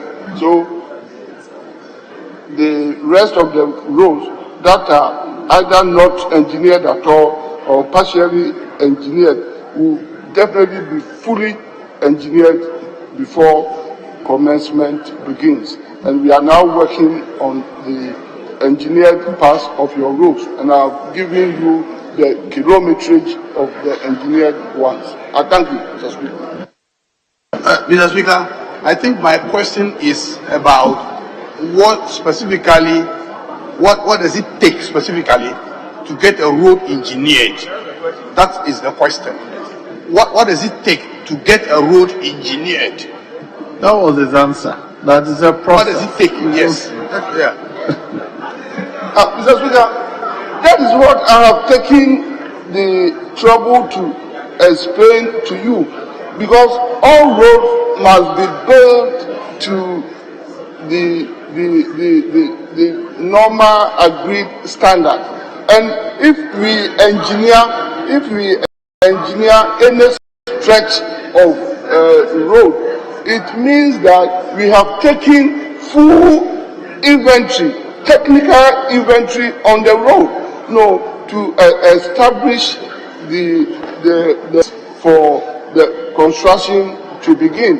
If a road is not properly engineered, and you want to work on it, you will be limited to the fact that you have to know about the road. So that is what I have tried to explain to you. Thank you. Yeah, Mr. Speaker, I want to draw the attention of the minister that most of these roads that are so-called engineer roads and are given routine maintenance, most of them, the moment they are reshaped, it worsens the plight of the users. Simply because most of these roads, they need culverts, but they are never installed. They are only being reshaped from time to time. So I'm preparing the ground, my brother. I'm preparing the ground. So I want to find out from the minister what measures are being put in place to maybe provide coverage for these roads so that the moment they are reshaped, users will not suffer any longer.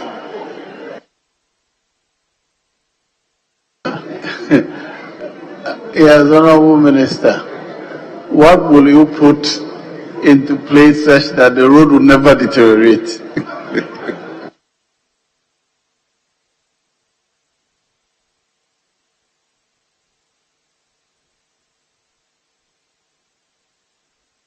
Thank you, Mr. Speaker. Mr. Speaker, well, I don't know, I do not get the full import of my colleague's question. But, I mean, I cannot stand here and give you an assurance that road will never deteriorate. Otherwise, there will be no need to carry out ongoing road maintenance. Whatever it is, whether it's road, even buildings, houses that you build, you have to maintain them from time to time. Otherwise, it will deteriorate. Even human beings, human beings, we are not the same all the time. A time will come that, as you grow, you deteriorate, you have to be on medication and all that. So, the road is not an exception, and nobody can build a road that will last forever without deterioration. Road will definitely deteriorate, but the most important thing is to continue to maintain the road as much as possible and as much as funds are available. Thank you.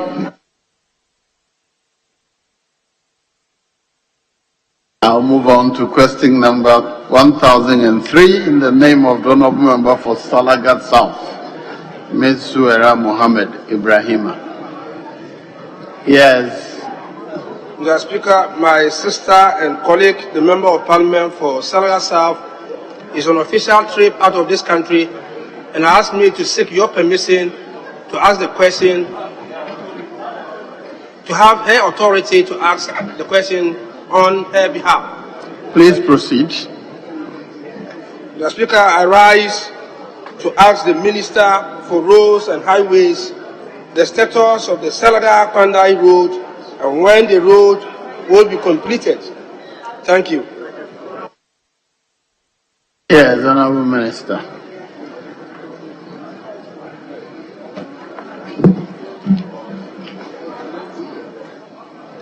Thank you, Mr. Speaker. Mr. Speaker, Salaga is located in the eastern part of the Savannah region and is the capital of the East Gonja Municipal Assembly. The Salaga-Ekundipe to Kwandai Road, known as R49, spans through regions, namely Savannah region and Northern region. The first 20 kilometers of the road falls within the Savannah region. This 23-kilometer section with about 0.7 kilometer bituminous surface is in good condition, while the remaining 22.3 kilometers is still gravel surface and under construction. Mr. Speaker, currently the upgrading of Salaga-Ekundipe to Kwandai Road of length 23 kilometers and also as Lot 1 is under the project titled Upgrading of Salaga to Ekundipe to Kwandai Road. The contract commenced on 5th March 2020 for completion by 5th October 2022. Works completed to date include road side clearing 100%, earthworks 91%, and concrete works 84%. The overall physical progress of work is 55% complete. The contractor is currently not on site due to delayed payment. The contractor has indicated his willingness to go back to site after payment of outstanding bills. Thank you, Mr. Speaker. Mr. Speaker, from the Minister's answer, paragraph 3, the last sentence, with your permission, I want to read. The contractor is currently not on site due to delay payment. I want to find out from the minister what caused the delay in payments. Thank you. Yes, Honorable Minister.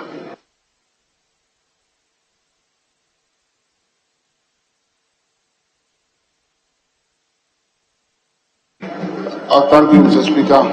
Mr. Speaker, there is always a delay in payment simply because we do not have the monies to pay for all ongoing jobs at the same time. So payments are effected as and when money is available.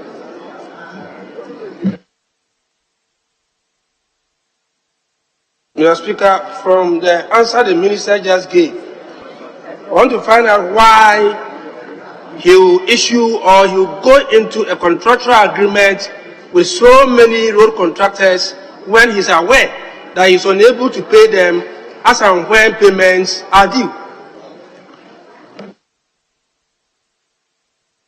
Yes, Honorable Minister.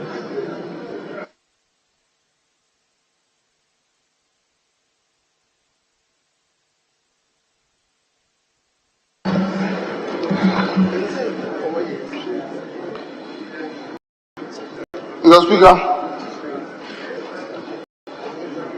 I find this question from my colleague very interesting, and I hope from now it was to be constructed in his constituency. My simple answer is that he should wait until money is available. But, Mr. Speaker, on a more serious note, I want my colleague to know that work is always ongoing and payments are effected. It is never the case, and it has never been the case by any government, that I want to get all the monies available before we embark upon road construction. And if you take the contractual agreement between the employer and the contractor, the employer being the government, it states clearly that the contractor is giving an indication and pledging that give me this particular kind of work, and I have the capacity, I have the resources to complete it. That is why we have contractor classification. So every contractor is supposed to operate within the limits of his capacity. That is why, again, after every 90 days, as the old contract specified, government is unable to pay for the work done, for which an interim payment certificate, IPC, has been issued. The government is under an obligation to pay an interest to the contractor at the full bank rate. At the full bank rate. So technically, no contractor has the genuine case of saying that because I have not been paid, I am abandoning site. Because when you took the job, the indication was that you have the capacity to execute the job. And if your IPC is also not being paid, government is paying full interest to you. So no contractor has the right to do that. And no government will also wait that I want to get all the monies available, fence the money before I start my work. Because revenue generation is supposed to be ongoing. So must project execution be ongoing. And as we generate money, we all pay taxes, and the money comes, government pays, and government projects go on. I thank you, Mr. Speaker. Mr. Speaker, listening to the minister, he spoke about revenue generation. and we are all aware that the minister and the government suspended the road toll. Mr. Minister, don't you think? Ask another question, please. I'm making a reference to the question. Ask another question, please. Mr. Speaker, I want to find out from the minister when the contractor will be paid so that he can get back to site, because in paragraph 4, you said he is willing to go back when he's paid. So when will he be paid so that he can go back to site? Yes, Honorable Minister. Thank you, Mr. Speaker. Subject to availability of funds. I thank you, Mr. Speaker. This question is you have asked three already. Oh. Question number 1004 in the name of the honorable member for Awutu Senior West, Mrs. Gisela Tetagbotui. Thank you, Mr. Speaker. I rise to ask the Minister for Roads and Highways the cause of delay and the completion of the following roads: 1. Autu Town Roads, 2. Bontrasi Airesu Road, 3. Obrachre Town Road, and 4. Bojasi Town Roads. Thank you, Mr. Speaker. Yes, Honorable Minister.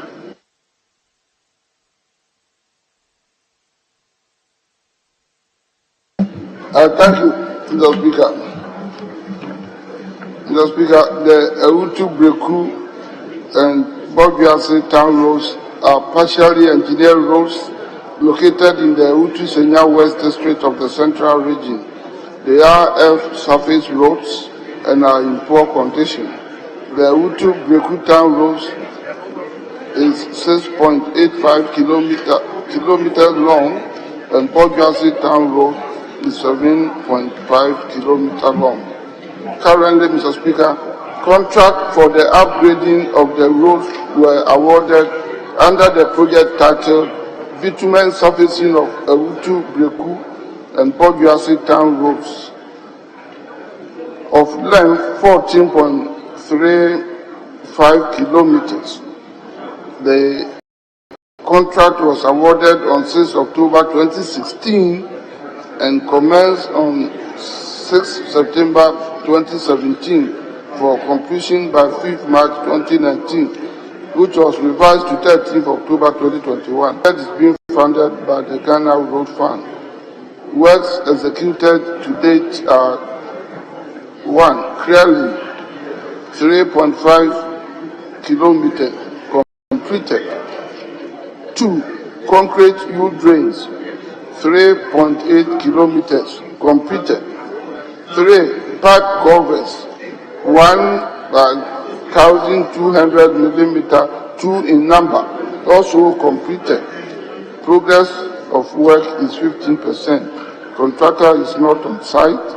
The contract has been recommended for termination after the contractor failed to heed to the issuance of 2 warning letters to return to site.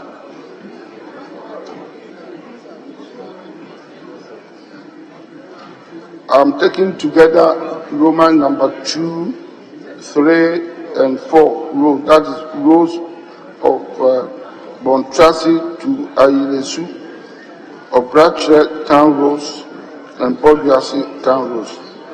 Mr. Speaker, these roads can be found in Bogbiase in the Awutu Senior West district of the Central Region. The rehabilitation of the above roads have been awarded under the contract titled Rehabilitation of Bogbiase Town Roads of length 5.2 kilometers. The project commenced on 14th September 2020 for completion by 23rd September 2022, which was extended to 22nd April 2023. The roads to be constructed under this contract include Opei Abbey to Solomon Quay Junction, Bogbiase, of length 2.3 kilometers, White Junction to Ayensu, Start Factory Road, Bogbiase, 1.4 kilometers, Bontrasi to Airesu, that is Akpete-Shipatri Road, 0.7 kilometers, and Obrachre Senior High School Road, 0.8 kilometers. Currently, Mr. Speaker, the contractor has executed the following activities: clearing and demolition 77%, concrete works 59%, earthworks 10%. The slow progress of works is due to delayed payment. However, the contractor is currently on site and undertaking drainage works on Obrachre Senior High School Road. The physical progress of work is estimated at 22%. I thank you, Mr. Speaker. Yes, Thank you, Mr. Speaker. So the question really was, what was the cause of the delay of the completion of the road? The question actually was, what is the cause of the delay? What is the cause of the delay for the completion of the works? Thank you.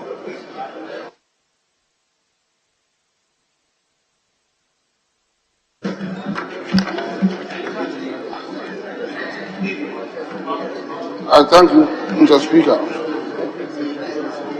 The cause of the delay, as you say, is twofold.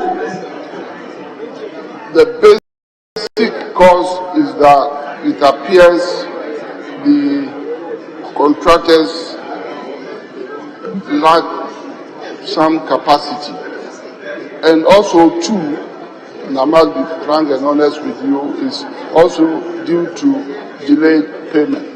So what we are trying to do is to have discussion with the contractors, and whenever money is available, we will try to support them to ensure that they work on this road. If that fails, then we will be compelled to terminate the project and award to a more competent contractor. I thank you. Thank you, Mr. Speaker. Mr. Speaker, the Autu Township Roads, which was question I, that is the district capital of Autu Senya district.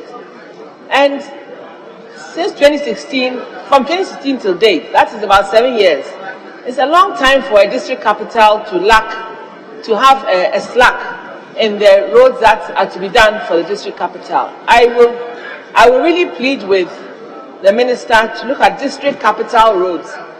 And because I know that some places are having improvements in their district capitals, and ours has been left behind. And so I'll plead with the minister that he should look at that, because this question was filed as question 641 last year, in May 2022, and the status is actually quite similar to what it is now. So not much has changed. So if the minister could please set his eyes on that road for me. And then the second one, the group of three. Mr. Minister, the young shall grow, as they say. When a contractor has been given work to do, yes, one is lack of capacity perhaps, but if payments are made, the contractor will be able to do a bit more work faster, and then the capacity will grow. Because if they are starved of funds to do the work, then unfortunately it's not going to happen. Also, the cost of materials keep on going up in construction.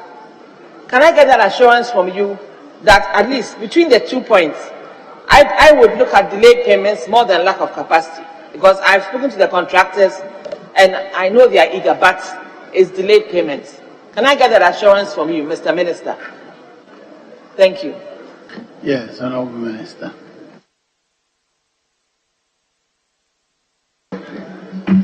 Thank you, Mr. Speaker. Mr. Speaker, I wish to put it on record that the Honorable Member Kula has been working very closely with me on her roads. And you know, one main road is completed, and when we work together, you yourself, you know the speed with which that work was done. So the assurance is already known to you that I will say that let us continue to work together and the way you do all the time, and you have the assurance that when we do that, all will be fine for the constituency. I thank you, Mr. Speaker. Thank you, Mr. Speaker.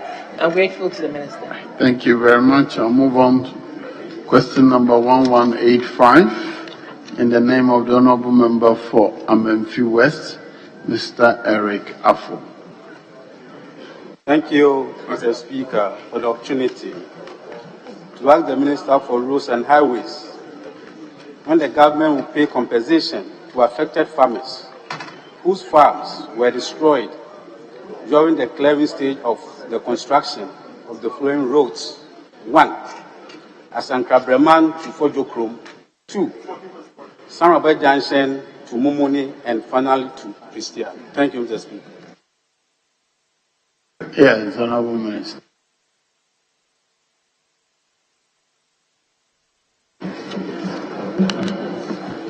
Thank you, Mr. Speaker.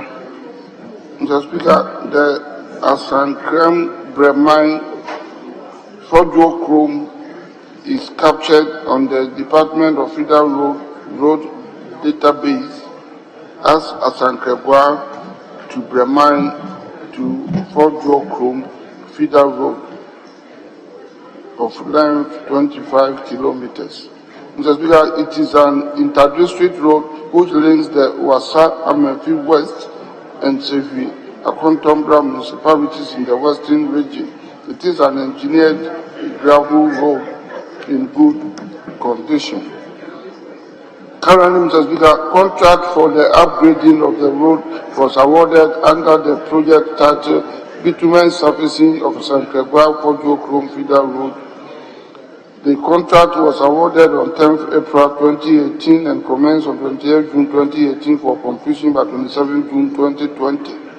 The completion date was revised to 27 December 2023. The project is being funded by the Ghana Road Fund. Compensation to farmers whose farms were affected by clearing of the road.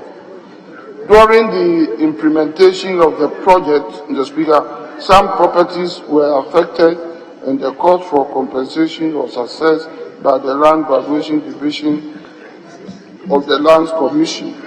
Approval has been granted for the payment of 1,906,942 cedis, 37 pesos, as compensation to the affected cocoa farmers by the contractor.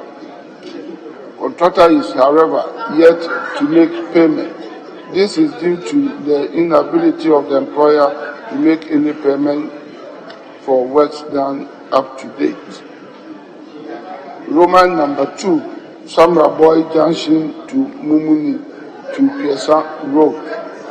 Mr. Speaker, the Aboy Nkwanta, that is Samraboy Junction to Mumuni Road, known as R123, and Christian Samraboy Road, also known as R121, lie within the northern part of the western region.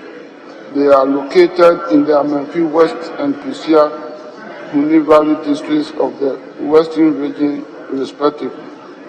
The roads are gravel surfaces in poor condition, and currently, Mr. Speaker, there are 3 ongoing projects.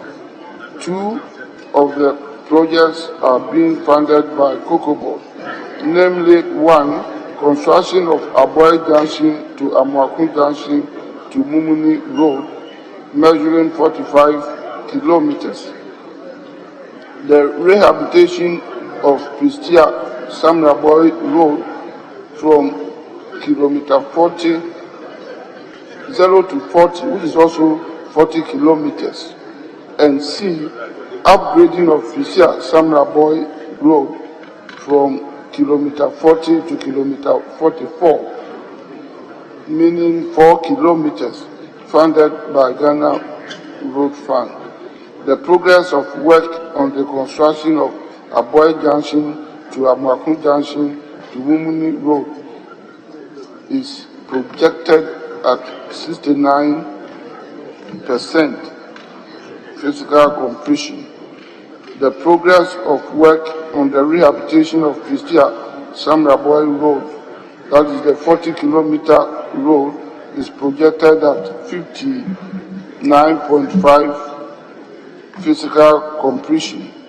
Mr. Speaker, the current progress of work on the upgrading of Christia Samraboy Road is projected at 43% physical completion. During the implementation of the project, some properties were affected, and the cost for compensation was assessed by the Land Valuation Board or Division of the Lands Commission and the Valuation Section of the Ghana Highway Authority. Mr. Speaker, the contractor has been instructed to release the payment of the compensation to the project-affected persons. Contractor is, however, yet to make payment. This is due to the inability of the employer to make any payment for work done up to date. I thank you, Mr. Speaker. Yes,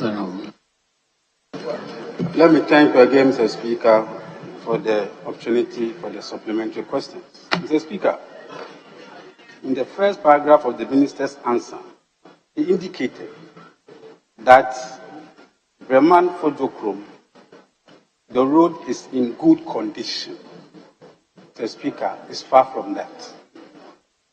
Currently, the road is a security threat to the people applying on that road.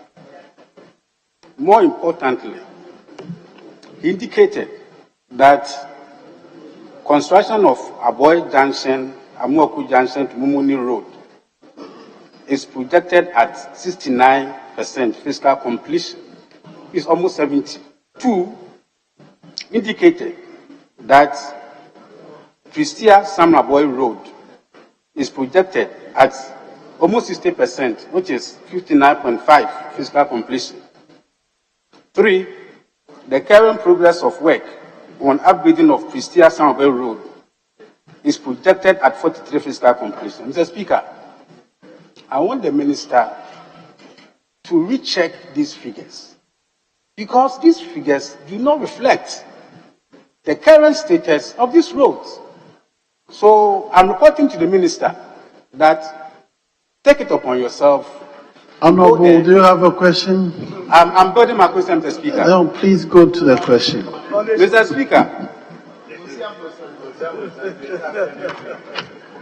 Mr. Speaker, at the fifth paragraph of the Minister's answer, Mr. Speaker, he quoted that this is due to inability of the employer, and I know the employer is the government, to make any payment for works done up to date. Mr. Speaker, I want to ask the Minister, this is the question.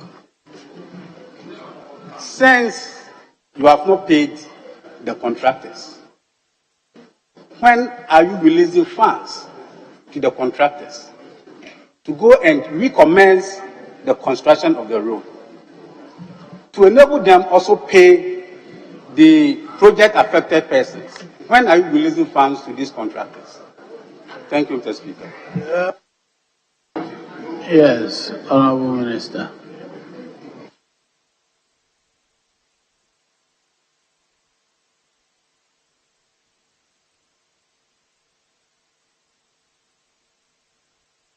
Honorable Minister. Oh, no, the Speaker has allowed me. So I think what you said was that, Honorable Deputy Leader, I haven't recognized you. Yes, Honorable Minister. I thank you, Mr. Speaker. Mr. Speaker, in the first place, if I indicate the fiscal completion of any project is being informed by the technical assessment and evaluation of the project. so that perhaps on the surface of your observation of the road, I do not know the basis for either challenging or bringing a counter percentage to what has been done, because it's a technical assessment, as I said, technical evaluation of the project. So the fact that the project is not fully completed, you may not know the components of the project, and you may not know the percentage each scope represents. There could be a major item that has been completed, and that major item may carry a high percentage of completion or less. So please, I want you to note that the fiscal completion percentages offered are informed by technical information. That is the first place. So I rely on this information because I have competent technical people who do this assessment. So I do not know the basis of your challenge. And two, to answer your second question, I have indicated that we have what we call PAPs, persons who have been affected by the execution of the project. That compensation should be paid to. We have our own arrangement, and payment of compensation can take 1, 2, 3 forms. In most cases, compensation could be part of the project, could be part of the inbuilt cost of the project, where the contractor has to pay, but it's part of the project cost. And that has not been done. And if it's part of the project cost, any well-meaning contractor with the right capacity will be able to pay.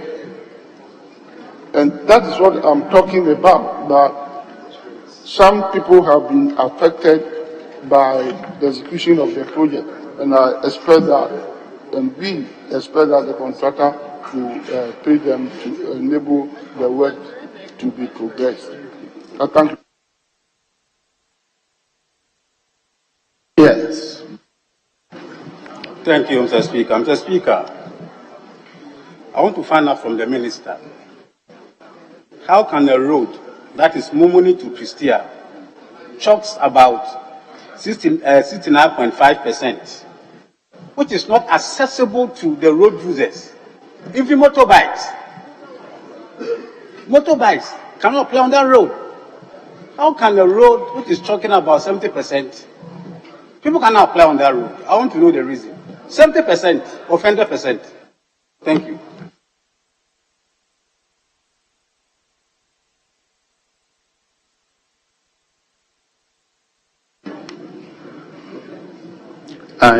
Let me be clear about the question you asked. To ask the Minister for Roads and Highways, when government will pay compensation to the affected farmers whose farms were destroyed during the clearing of the construction of the following roads. Your question is about compensation.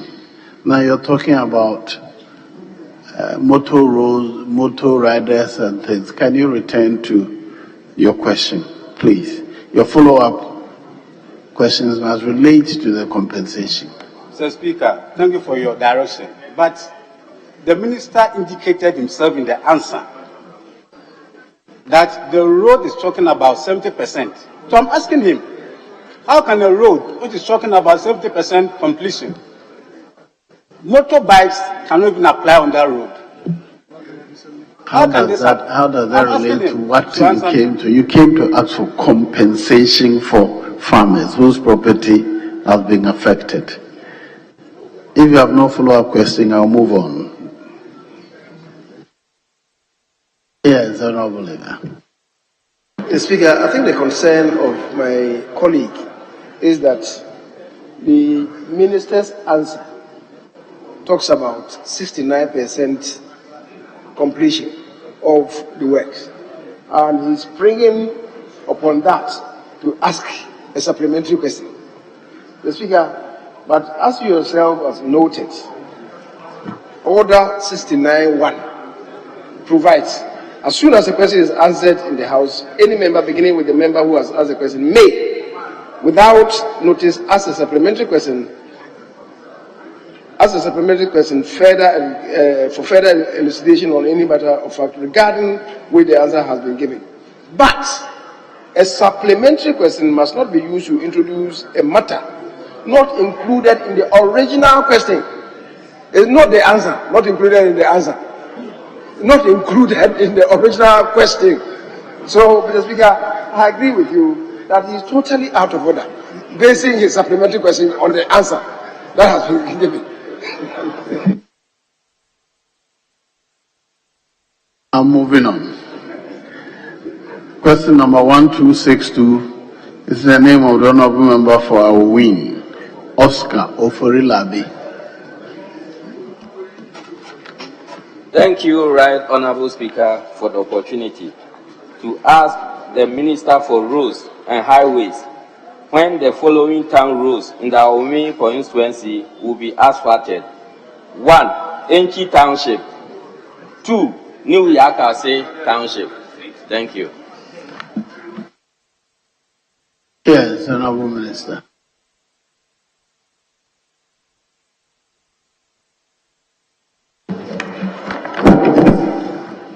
Thank you, Mr. Speaker. Mr. Speaker, Enchi is the capital of the Aowi municipality of the Western North region. It is located on the National Route 12. Currently, there is no program on the road. Future program, Mr. Speaker, is that estimates for Enchi town roads, the Enchi Government Hospital internal roads of 630 meters and Enchi College of Education roads 1.9 kilometers have been prepared for consideration. 2. New Yakasi Township. Mr. Speaker, the town is 5 kilometers west of Enchi and located on the Enchi-Dadiesu Highway. There is no program on the road. Estimates for the new Yakasi Road, 1.6 kilometers, have been prepared for consideration. The execution of the works will be considered under the 2024 budget. I thank you, Mr. Speaker. Yes. Thank you, Mr. Speaker. Minister, Yakase is adjacent to the Enchi-Dadiesu Road, which has a contractor already on that stretch. Will you consider a variation to include the Yakase Township to the existing contract works on the Enchi-Dadiesu Road? Thank you. Yes, Honorable Minister. I thank you, Mr. Speaker. Mr. Speaker, yes, that is a fair question. That could be considered, but it will depend upon the performance the existing contractor puts up. Because if he performs well, then Yakasi Township Road could be added. But if the performance is unsatisfactory, there's no need to add more. But I wish it will be the other way around. So let us watch the existing contractor. If he performs well, we can make what we call a variation order, a view to him. And since he's on site, it will be easier and it wouldn't even go through the long route of procurement. So that would be considered. I thank you, Mr. Speaker. Yes. Thank you, Mr. Speaker. And I thank the Minister for the assurance. Minister, the Enchi Township rules, there is no indication as to when it will be considered. Now that the Yakasi one, and I can stand in for the contractor that he is doing a very good job there. He is almost at completion level. He is on the final ceiling. So once that can be considered for the Yakasi one, then could you please also consider making the Enchi Town rules captured by the 2024 budget, as you have indicated for the Yakasi one, so that there will be that swap in the contract arrangements. Thank you. Yes, Honorable Minister.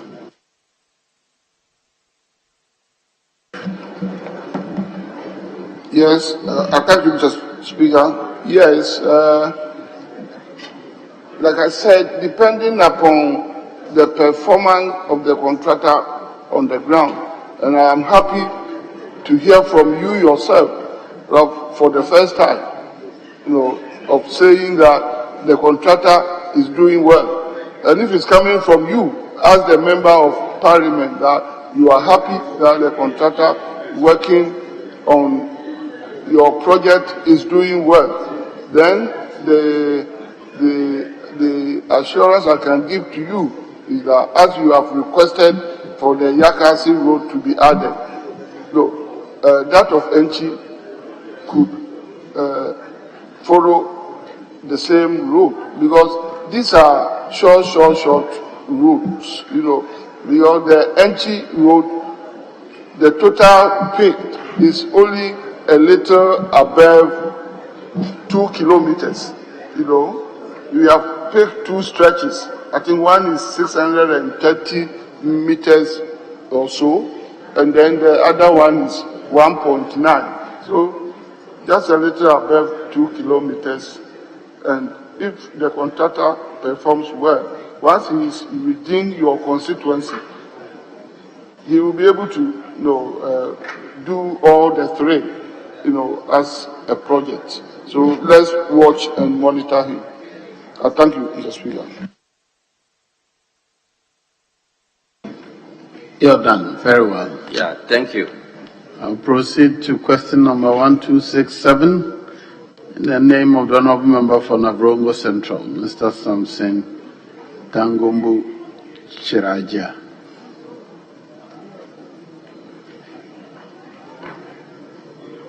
Navrongo Central. Very well, I'll move on. Question number 1344 in the name of the Honourable Member for Insuano, Mr. Teddy Safuri Adi. I've moved on, please. Question number 1344. Mr. Speaker. Yes, leader. I've always said once our colleague has been diligent and comes to the house, instead of somebody saying he didn't ask the question, I know what you would have done is to direct that the hazard captures it, but we want somebody to ask it on his behalf so the minister doesn't have to come back to this at all. So I'm seeking your just asking that you give us that privilege for somebody to ask the question on behalf of the colleague. I'm told he's got the authority of the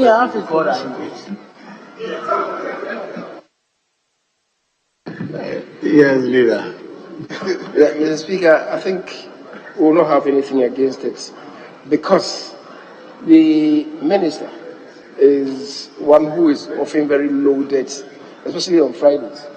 If it's too down, suddenly it will come back, and that will, make his burden extremely heavy the next time he comes into the chamber.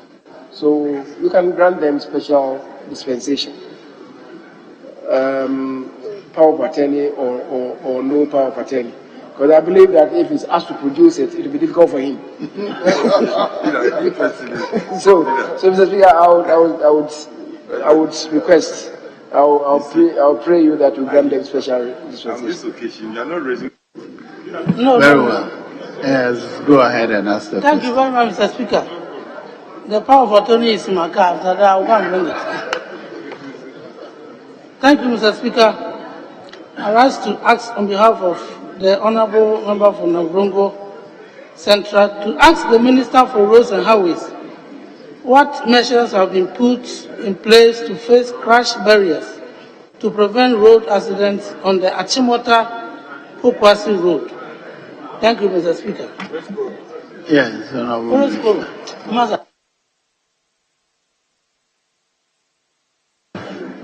Thank you, Mr. Speaker. Mr. Speaker, the Achimota to Pokwasi Road, known as N6, was reconstructed from a 2-lane single carriageway to 3-lane dual carriageway and 2-lane service roads with asphalt concrete surfacing. 3 interchanges and 4 footbridges, bicycle lanes, pedestrian walkways, roadside furniture, and lay-by along the service roads in the year 2012. The total length is 5.7 kilometers.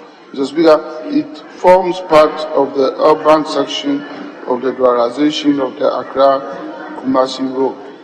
Currently, Mr. Speaker, cost estimates for emergency replacement of damaged crash barriers on the Achimota-Pokwasi Road have been prepared and awaiting availability of funds to undertake the works. I thank you, Mr. Speaker. Yes. Any follow-up question? I'll move on. Question number 1344.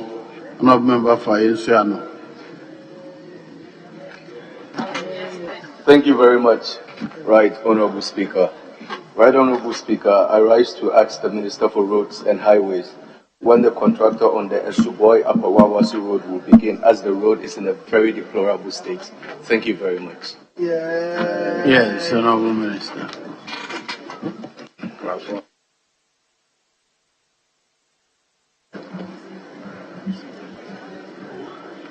I thank you, Mr. Speaker. Mr. Speaker, the Esuboy to Upper Wawasi Feeder Road is identified on Department of Feeder Roads Road Database as Esuboy Mangwasi Feeder Road of length 15 kilometers. The Esuboy Upper Wawasi is within the first 6.7 kilometers of the whole road section. It is a connector road located in the Ayesiano district of the Eastern region. It is a partially engineered gravel road in poor condition. Currently, Mr. Speaker, contract for the upgrading of the road was awarded under the project titled Rehabilitation of Esuboy to Mankwasi Feeder Road of 15 kilometers. The contract was awarded on 22nd October 2019 and commenced on 16th April 2021 for completion by 15th April 2022. The project is being funded by the Ghana Road Fund. The contractor executed works including clearing 15 kilometers and is completed 8 number 1 by 900 millimeter PC completed, that is pipe culvert completed. Warning letters have been issued to the contractor and the project has been recommended for termination due to non-performance. The execution of the works after termination will be considered under 2024 budget subject to availability of funds. I thank you, Mr. Speaker. Thank you very much, Mr. Speaker. Mr. Speaker, I humbly want to find out from the Minister what interim measures the Ministry is taking to reduce the inconveniences faced by motorists plying that road, please. Thank you very much. Yes, Honorable Minister, it says, what measures are you putting in place to mitigate the inconvenience faced by motorists on the road?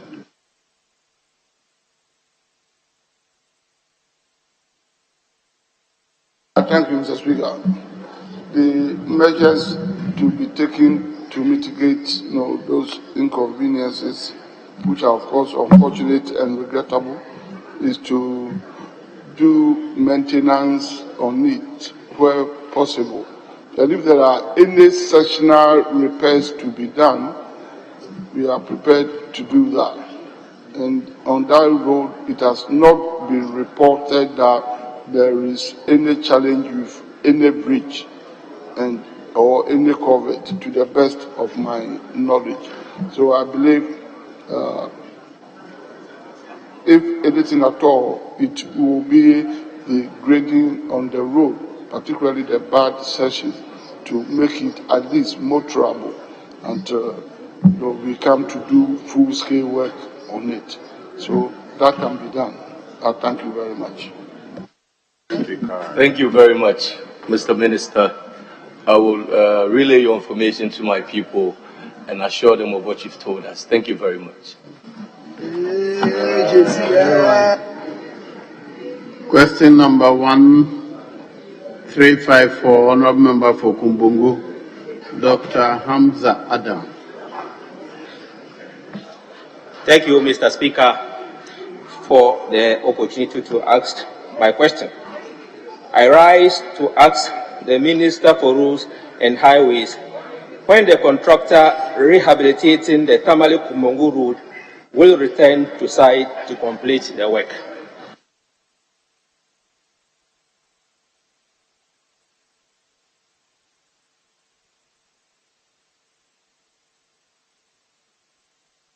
Yes.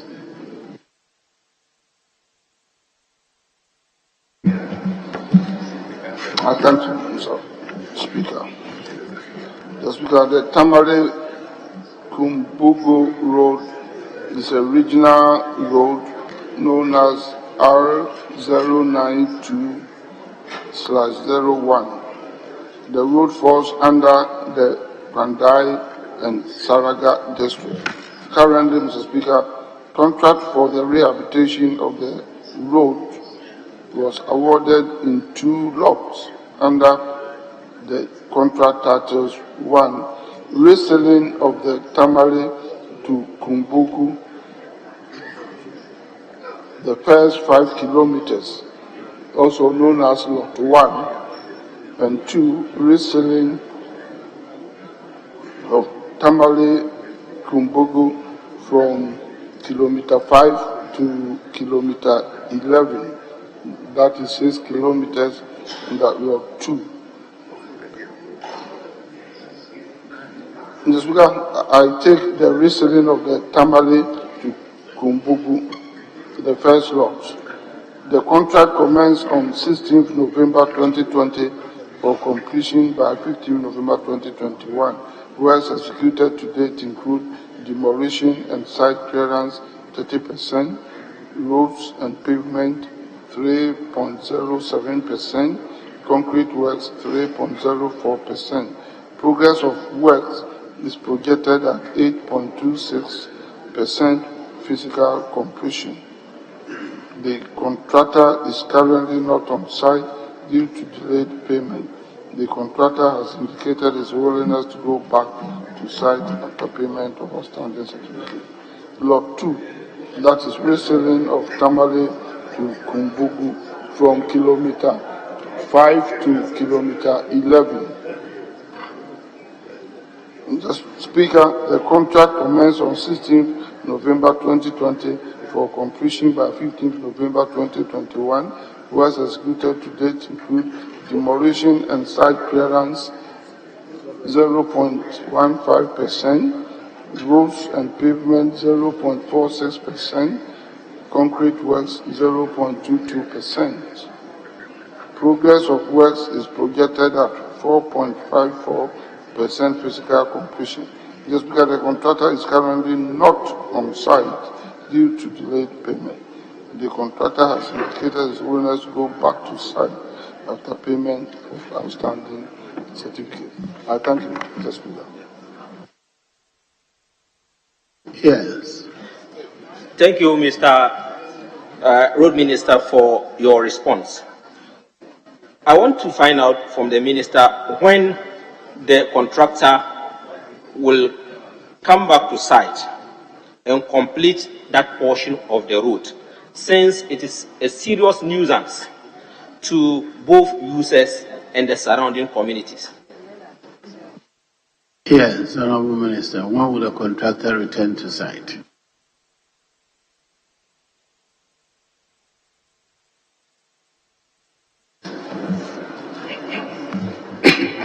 Mr. Speaker, sorry. I think I have been repeating myself on the same issue and the same answer. The contractors indicate that they will go back to site when payment is effected, means that they are out of sight because of delayed payment. As much as on the face of it, it might appear to be genuine on the side of the contractor, I have said that the fundamental issue of all contractual agreements with contractors is that by signing on to the contract and by executing their side of the contract, they are giving an indication that they have what it takes, they have the capacity in terms of resources and technical know-how to execute the job. So, using the delayed payment as a means of vacating site is untenable. Even though it's important, even though government has obligation to pay to contractors, and I wish we had the funds available all the time, to pay to contractors to continue work. But for them to leave the site and abandon the job, because of that, is a bit worrying. And in most cases, if you look at the percentage of physical work done, somebody does clearing 2% and he leaves site. Somebody does work 5% and he leaves the site. Some small amount.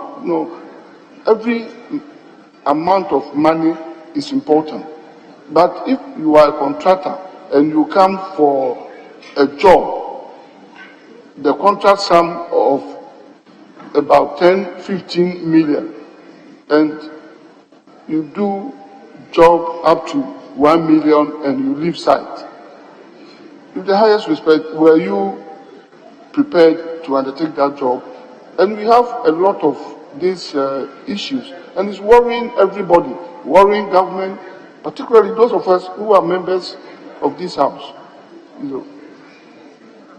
So we will try to find money and pay. Otherwise, if we get a better contractor, we shall terminate the job. Thank you. Yes. All right. Thank you, Mr. Speaker. Mr. Minister, I appreciate the passion behind your responses. And I have also been monitoring your responses. Almost 95% of the responses you give is associated with funds availability. On the back of this, can I propose, Mr. Minister, what would be your take if a suggestion is made that you only would award a contract if you are sure that you have funds available for the contract? What would be your take on that? Honourable Minister.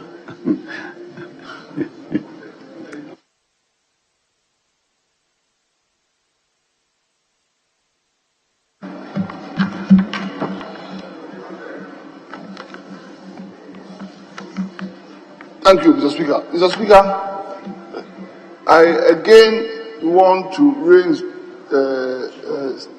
I want to restate the fact that project execution, project award, yes, that normal circumstances are not done haphazardly. They are not done anyhow. You know, for instance, projects that are based on the ministry's allocation of a budget, like I have been indicating, whether 2023 budget or 2024 budget. You and I know that a budget is an estimate that is done hoping that that amount, all being equal, will be achieved in course of the year. So it's a projection. So if my road sector, for instance, is allocated X millions of cedis or 1.something billion of cedis for 2024, and we know the projects that they cover, revenue mobilization is stretched within the 12-month period of the year, and project execution is time-bound. It will take 12 months, it will take 24 months, it will take 18 months. So if even it's a project that will take 6 months to do I have to wait from January to end of June to make sure that we have gotten the money before we award the project? So we award projects in anticipation that the revenues will come in and will accrue into the kitty as the months go by. So you cannot say that we are waiting to have the money before we award. Always the award necessarily must precede the revenue mobilization. That is why I have said a number of times that contractors, when they take the job, they are giving assurance to the employer that I will be able to execute this job and you pay me. If the due date comes and it's not paid on that day, thereafter it attracts interest. Thank you. Thank you, Mr. Speaker, and then thank you, Mr. Minister, for your responses. The next one is 1355 by the honorable member for Sola Tunakaba, Mr. Andrew Darichute. I thank you, Mr. Speaker, for the opportunity to ask the Minister for Roads and Highways what plans are in place to compensate people whose buildings were demolished during the construction of the Sola Nakala Road in the Sola Tuna Kalba district. Thank you. Yes, Honorable Minister.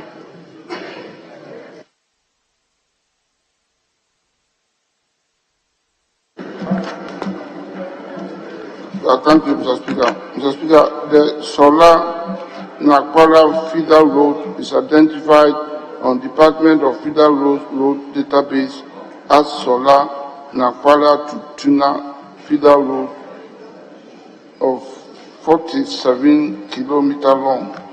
It is a connector road located in the Sola Tuna Kaba district of the Savannah region. It is an engineered road in fair condition. Current program, Mr. Speaker, contract for the upgrading of the road was awarded under the project title Upgrading of Sola Nampara Gina Uboli Feeder Road Phase 1 to cover the first 5 kilometers. The contract was awarded on 16 March 2020 and commenced on 10 June 2020 with a revised completion date of 14 December 2023. Compensation. In order to achieve the designed road width and also to ensure the safety of road users and pedestrians as well as the free flow of traffic. Some structures along the road corridor which had encroached on the roadway had to be demolished. The demolition exercise was conducted after negotiation with the affected persons by a team including the chief of the solar community, Solar. A total of 15 properties were affected and demolished and have been valued by the Land Valuation Division of the Savannah Regional Lands Commission at a total cost of 515,064 Ghana cedis. The contractor has been instructed to pay for the compensation whilst he is reimbursed under the contract. I thank you, Mr. Speaker. Yes, Yes, Mr. Speaker, I'm happy to note that there's a compensation package for the people. But my question is, when should the affected people expect payment of their compensation? Thank you, Mr. Speaker. Yes, Honorable Minister. When?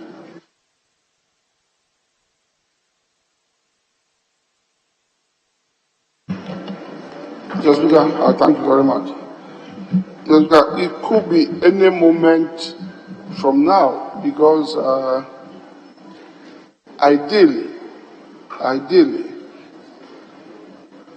compensation should precede the commencement of work, unless in certain exceptional circumstances. If we engage with the people, perhaps the project affected persons, at times they can grant you special dispensation. At times the people could be exceptionally, reasonable to you, depending upon the nature of the road and its importance to them. They give you the permission to go ahead and do the demolition to clear the right of way for the project to be undertaken.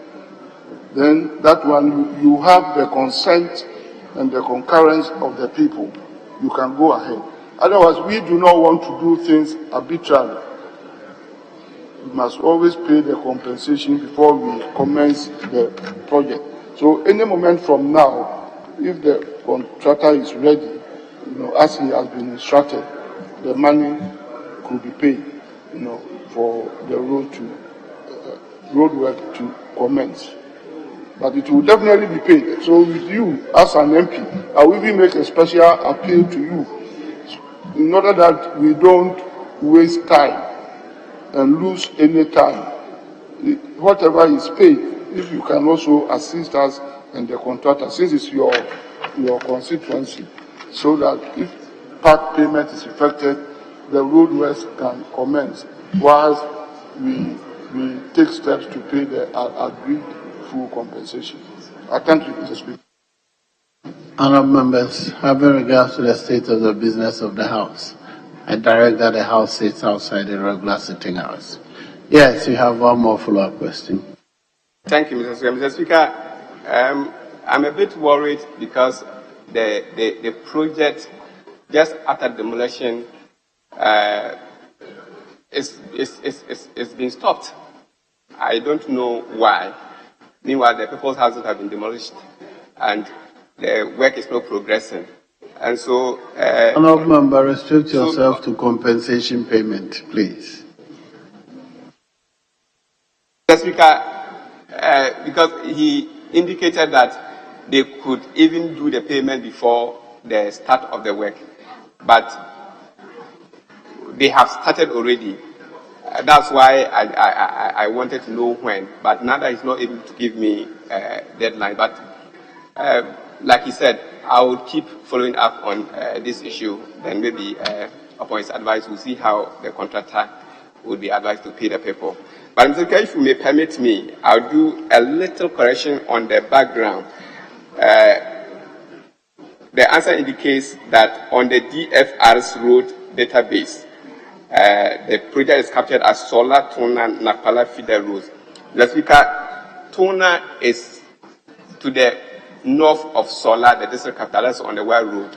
The Napala is on the western side of Solar towards the Black Volta. And so the road is actually Solar Napala Road.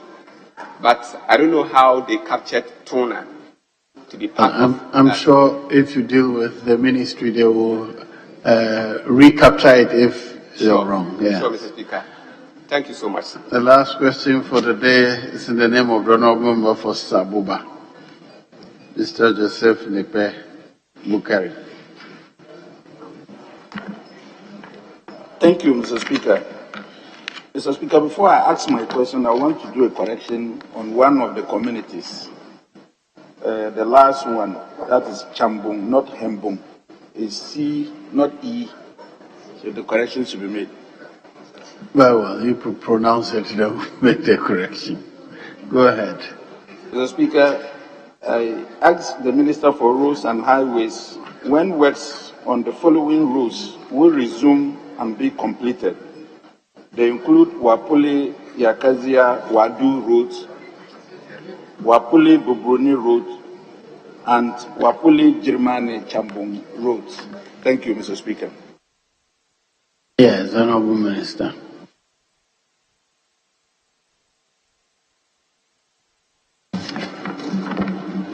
Thank you, Mr. Speaker. Mr. Speaker, the Wapuli Yankazia to Wado Feeder Road is 6.5 kilometers long. It is an interdistrict road connecting Saboba and Bushegu districts in the northern region. It is partially engineered road in poor condition. As begin with Wapuli Bubruni Road. Mr. Speaker, the Wapuli Bubruni Feeder Road is 8 kilometers long. It is located in the Saboba district of the northern region. It is a partially engineered road in poor condition. 3. Wapuli Jijimani Hambong Road. Mr. Speaker, this feeder road is 11.5 kilometers long. It is located in the Saboba district of the northern region. It is partially engineered road in poor condition. Currently, Mr. Speaker, the contract for the rehabilitation of the above 3 roads was awarded under the project titled Rehabilitation of Wapuli Bubruni to Jiram and Wapuli Nampani to Chankong. Total length 26 kilometers. The contract was awarded on 12 July 2016 and commenced on 29 September 2016 for completion by 29 September 2017.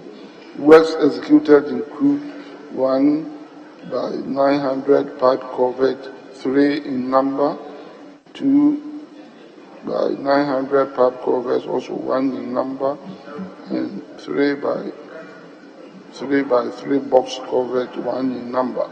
Mr. Speaker, the contractor abandoned the project after achieving 52% physical progress due to delay in payment for the work done. The contract has been recommended for termination after issuing warning letters to the contractor without any favorable response. The future program, Mr. Speaker, is that the contract will be repackaged after termination to complete the outstanding works. I thank you, Mr. Speaker.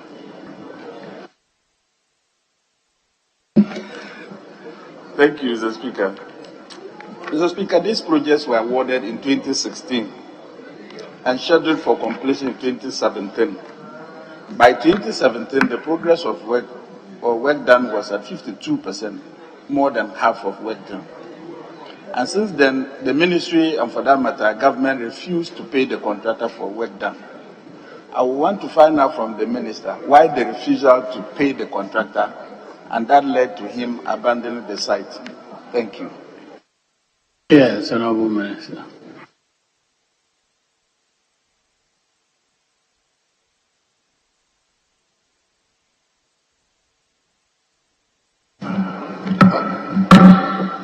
I thank you, Mr. Speaker. Mr. Speaker, in the first place, I want to correct an erroneous impression being created by my colleague that government refused. No, government has never and will never refuse payment to any contractor who has executed any job anywhere in our country.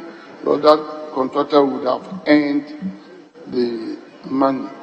But as known to my colleague and friend, he knows that money is not always readily available to pay to contractors. And this particular contractor, provision has been made. It has come to his turn. Provision has been made. His Valiant construction. I don't know how he pronounces it, but it's either Villan or Valiant, no, VRLIAN construction. I know, and I can be sure of it, that some provision has been made for his payment in our, next payment. It has come to his turn now. That's why I say that contractors must continue to work, because if it comes to your turn and money is available, you will be paid. But if you abandon site, it means you don't have the capacity to work. So, Mr. Speaker, everything will be done to let the contractor go back to site. But if he is paid and he fails to go back to site, I will not hesitate at all to terminate the contract and give it to a more competent contractor. I thank you. Mr. Speaker, this is a serious issue because as we speak, those roads, that is Wapuli through Yakazia to Goshegu, Wapuli Bubruno, Wapuli Chambung, all those roads are cut off. These are farmers, and this is a farming season where they will need to carry their farm produce or any other materials to farm and to the marketplaces. They cannot access the roads. What would the minister do in the case of emergency to fix those roads for us? Yes. Thank you, Mr. Speaker. Mr. Speaker, I don't know if my colleague will throw more light on his question, because I heard him say the road is cut off or something. Because if you say a road is cut off, then what it means that some areas have become inaccessible, and the road can only be cut off by one of two ways. Either, perhaps if it's connected by a bridge, the bridge has collapsed, then you can't access the other side. Or if it's not a bridge, it means there is a washout. There is a washout and the road has been separated. Is that the case? Or perhaps what you are referring to is that the road is so bad that it has become unmotorable? I want you to clarify that. Honorable Minister, I think... Mr. Speaker, I am asking this question because once he has used the word cut off, if it's cut off, then it means that it must be given an emergency treatment. And if it's a bridge, then I will be able to answer the question whether we will have it or not. But Honorable Minister, I would suggest that you let your engineers verify. So, rather than asking... Mr. Speaker, I can give him some explanation. The Wapuli Yakazia, the bridge is collapsed. And, we are in the rainy season, so the floods, the road is flooded. No one can access the community.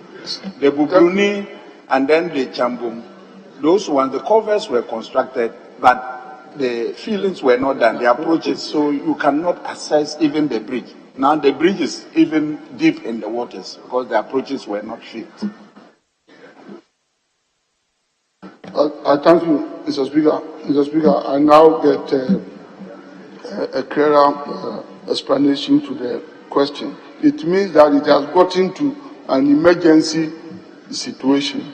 Mr. Speaker, I would take it up, as quickly as possible with him to get better information on it, and we will put it on our emergency program and make it accessible to the people, because government will not want any part of our country to be cut off, at any time. So I thank you very much, Mr. Speaker. Very well. Honorable Minister, we thank you for attending upon the House to answer some questions. You are discharged. It's past 2:00. It's in my bosom to decide, but unless leadership have anything to tell me, yes. Speaker, we'll plead with you if you indulge us. Earlier on, we had agreed to take 3 statements, as was admitted, but my chief whip communicated that they will stand down the one that stands in the name of Honorable Woyome. So we'll limit ourselves to statement by Dr. Mafu and the Honorable Member for Kumewu. Speaker, with your leave. You mean we'll take 2 more statements on Friday after 2 p.m.? One, I can take Honorable Dr. Mafu's statement, a commemorative one. Our Honorable Member for Kumewu's inaugural statement can be taken next week, please. So, Honorable Dr. Mafu, you may read your statement now. Thank you very much, Mr. Speaker. Mr. Speaker, mindful of time, I kindly plead with you to permit Hansa Department to capture the statement as having been read in full. Speaker, 22nd July has been earmarked as Global Climate Emergency Day. And this year, the climate clock will take down below 6 years.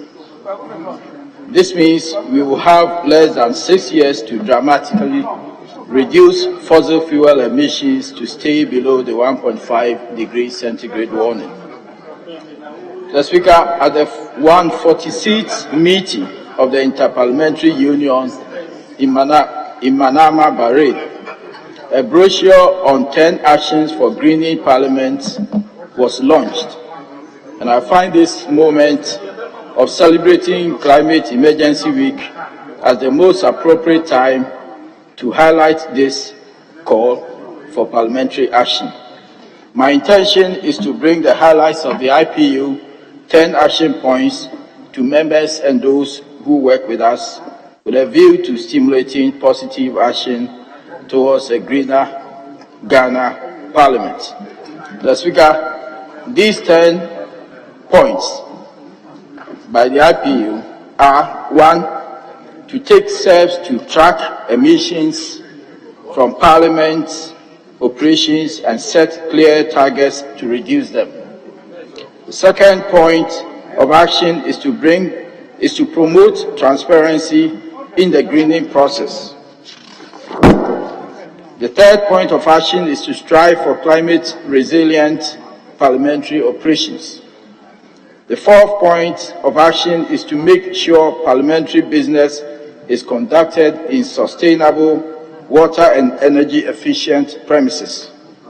The fifth point is to implement green procurement policies. The sixth point of action is to make Parliament's transportation sustainable. The seventh point of action is to embrace digitalization. The eighth point of action is to foster a culture of sustainability and climate awareness. The ninth point of action is to become a climate champion and to urge all members of Parliament to become climate champions. Mr. Speaker, the 10th point of action is to prioritize collaboration and knowledge sharing.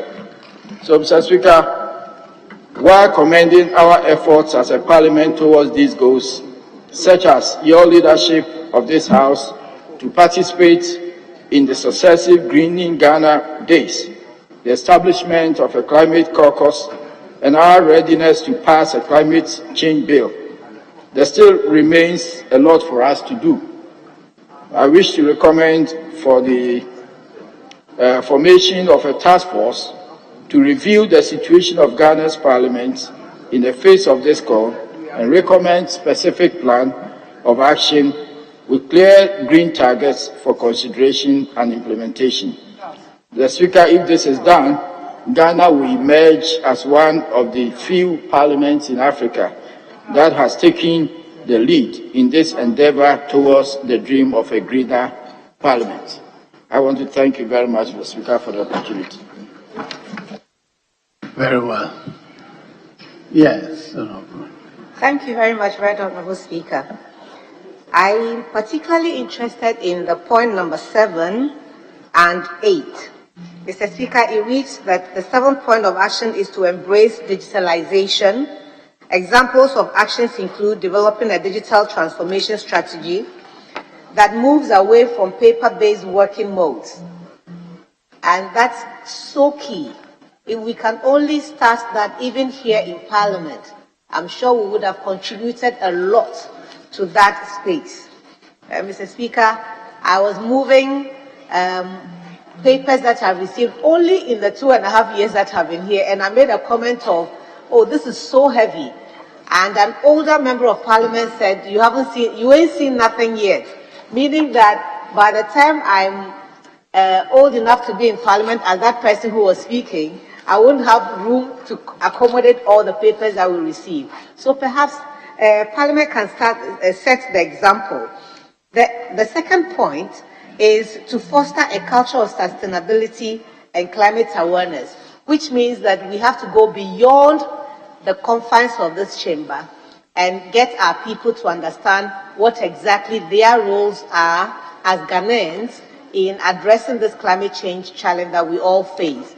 Mr. Speaker, I'm not sure that we have done enough in that space, mainly because a lot of us don't really understand the importance of this drive, the importance of the conversation around climate change and what human beings are doing to contribute to that.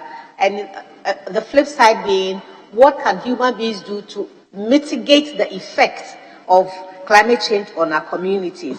I'm one of the MPs whose communities have suffered immensely from climate change and global warming with tidal waves and flooding and so on. So it is important that collectively we take steps and measures to let the understanding go down to our people.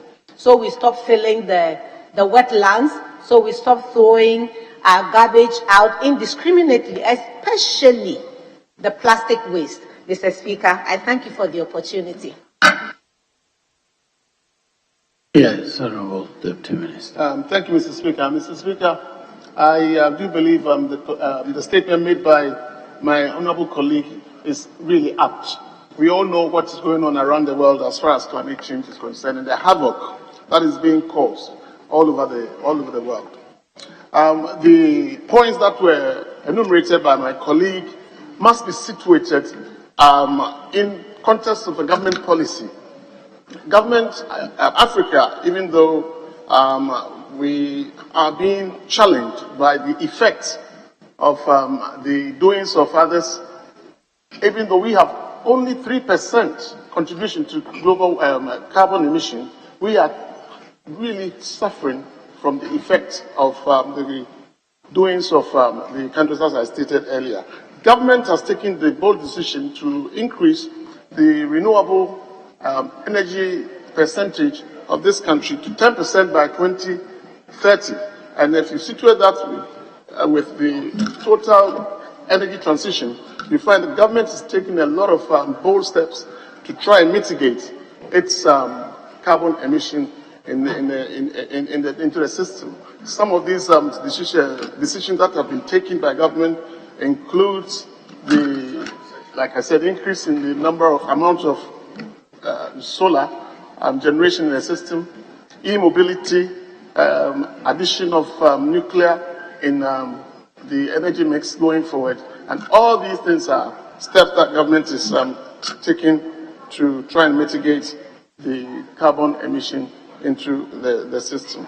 So I'd like to commend my friend for this statement that he has made, and I'd like to assure the good people of this country that government is doing all it can by way of the energy transition to try and reduce the carbon emission in the system. Thank you very much, Mr. Speaker. Yes, Leader. Right, Honorable Speaker, thank you for the opportunity and want to commend our colleague, Dr. Mafo. Mr. Speaker, Dr. Mafo is the loudest voice in this House on climate-related issues. Indeed, he is actually flying the flag of Ghana very high internationally when it comes to climate-related issues and sustainability. I want to thank him very well. I mean, we are aware that, or many of us are aware that he is now leading many parliaments across the globe on this issue, and is beginning to show the effect of that. Mr. Speaker, even the statement he read was probably one of the shortest statements I've seen since I came to Parliament. It was, but he was still able to communicate what he wanted us to do. So it's not necessarily about how many pages you write to be able to communicate that. So that is in line with what he's even asking us to do as a Parliament. He's talking about us tracking the target we set as a country, and he's starting from Parliament. That the way we do business. Mr. Speaker, if you just look onto the tables here, majority of these documents would not be useful beyond today. And the question is, do we actually need to do this every day when we have things on our table that can actually do some of the work? We've been here before. People say that things like votes and proceedings and our other papers can be digitalized. I know somebody will say he can, but the point is, if you go elsewhere and that is what they do, you'll do it. Elsewhere now, if you want to take a bus, maybe in London, you cannot pay physically anymore. If you don't have an oyster, you just won't get on it. But when a Ghanaian who claims that he cannot work without paper gets to London, he doesn't insist that he wants to pay physically when he joins London bus. So we can do better, indeed. I can imagine the amount of savings Parliament can make if we decide to go digitalize and not print these things every day. So, Doctor, we are very proud of you. You also talked about how this can be seen in a transparent way, the way we do business in terms of procurement and others. Mr. Speaker, one of the ways that we can save money as well is if you see the way we advertise and do procurement, contractors and others are supposed to provide huge documents and triplicates, and of which only one set is useful anyway. So DOC is encouraging us to see what we can do with that parliamentary proceedings. I think we've made some progress. Today, colleagues who, for one reason or the other, are not physically in the chamber can watch proceedings from in the chamber from wherever they are. People can watch it online. So on that front, we are making progress. But the issue that Deputy Minister raised is the one that is very critical to all of us currently, Mr. Speaker, the energy transition. As we know, many things in this world are running away from fossil fuel and others. I benefited from a workshop last 2 weekends with the Minister of Transport when they are beginning to put together a policy that would lead us into that energy transition in transportation. And I think we can't wait for that. But all other ministries should have a way of proving how this energy transition fits into the way they do everything, whether it's how we fish, whether it's how we build roads, how we build our houses and everything. Every sector can play a role in mitigating against these climate hazards we're talking about. Our colleague who just spoke from K2 South, suffered, here people have suffered a brunt of the effect of climate change already in terms of the tidal waves and others. So it is no longer an issue of somebody somewhere telling us what to do. We need to take action that protects ourselves. So that is why I want to commend Doc for this. And I encourage Parliament to support Dr. Mafo to do the best he can do to lead on this advocacy in terms of climate change and mitigating factors. Mr. Speaker, with these few words, I want to thank Dr. Mafo for this and want to encourage him to go higher. You have the support of our colleagues to be able to do whatever we can do to advance into the next century sustainably. Thank you very much, Mr. Speaker, for the opportunity.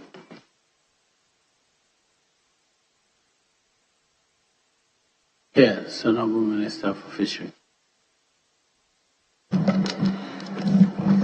Thank you, Mr. Speaker. Mr. Speaker, I will want to commend my brother, Dr. Mafo, for making this statement. And as the Fisheries Minister, I think we have been affected greatly when we talk about climate change.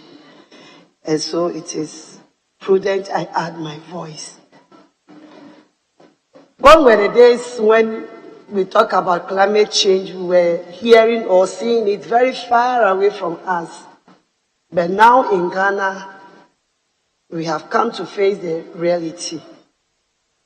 The fishery industry has been greatly affected when we talk about climate change, Mr. Speaker. It's not only in Ghana, but almost all over the country. My sister, the MP for K2 South, mentioned about this plastic waste. Now, when fisher folks go for fishing, most of the fish they catch is plastic waste. And at the end of the day, you see that their toil has been in vain. So I will want to add my voice to that of Dr. Mafu that the EPA that is supposed to present the climate bill to this House should do it quickly so that we all support and pass the bill. And when it becomes a law for us to all abide by, I believe it will help us and save the country more better, especially when we talk about food security. Thank you, Mr. Speaker, for the opportunity. Thank you. Yes, Chief. Speaker, let me hurriedly join my colleagues to commend the Honorable Dr. Mafo, who has come to personify the crusade on these matters and the subject matter.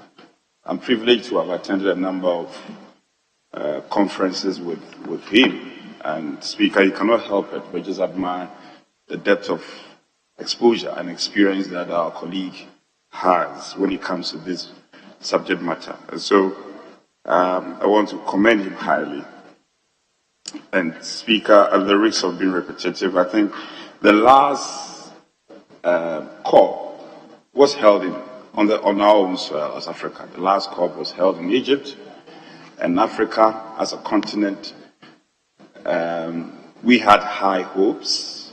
We're hoping that we could buy into the crusade and for it to adhere to the benefit ultimately. Unfortunately, we were not able to rake in the necessary benefit of COP, the last COP that was held in Egypt. Be that as may, so ironically, the next COP is going to be held in the UAE. I say ironically because we all know the potentials when it comes to fossil fuel that the UAE has, and yet they've been able to win the attention of the entire globe for the next COP to be held in the UAE. Again, if you check, Speaker, the extent of investment by the UAE in the area of renewable energy is amazing. It's amazing. So they have enough deposit of fossil fuel, and yet they are also positioned to buy into the real relevance and essence of clean energy. And that is where the world is gravitating towards. So On the energy transition, my colleague spoke about it, and also not to overly simplify the matter. It is a huge potential. It's an avenue where we can leverage on and then probably even ensure that our tertiary institutions could be weaned off the national grid. And then we can have some good energy deposit, which could be used to power our industrial sector. So the matter of energy transition is very, very important, even though I've heard some pundits also make the argument that, well, the industrial world, they've polluted to develop their industries. And therefore, we cannot buy into this concept with this frenzy of the world that, okay, well, the world is now gravitating towards energy transition, and therefore we should hardly go buy into it. But there is a positive aspect that we should be able to appreciate. Speaker, climate change and all the narrative, what for me is missing is our inability, and Doc, I'm sure, will agree with me, to simplify what is at stake. We've often talked about all the jargons and all the boardroom language. What is it about? How do we relate to our farmers to understand what climate change is about? How do we talk about these narratives in the churches, in the mosques, and all the places that we sit? Common people, how do they accept that climate change is not something big we are talking about, it's something that we live with? That for me is something we should be able to do. Then we have an advantage of plantation. We have arable land all over the world, particularly in Africa. Wherever you plant trees, they grow.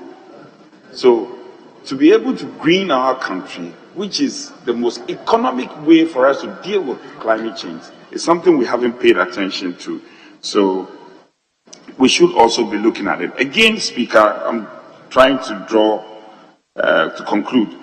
We are told 90% of the factors that cause climate change are anthropogenic factors, human factors, and they are known from the outset. They are known. So once these factors are known and they are human factors, we should put ourselves in check.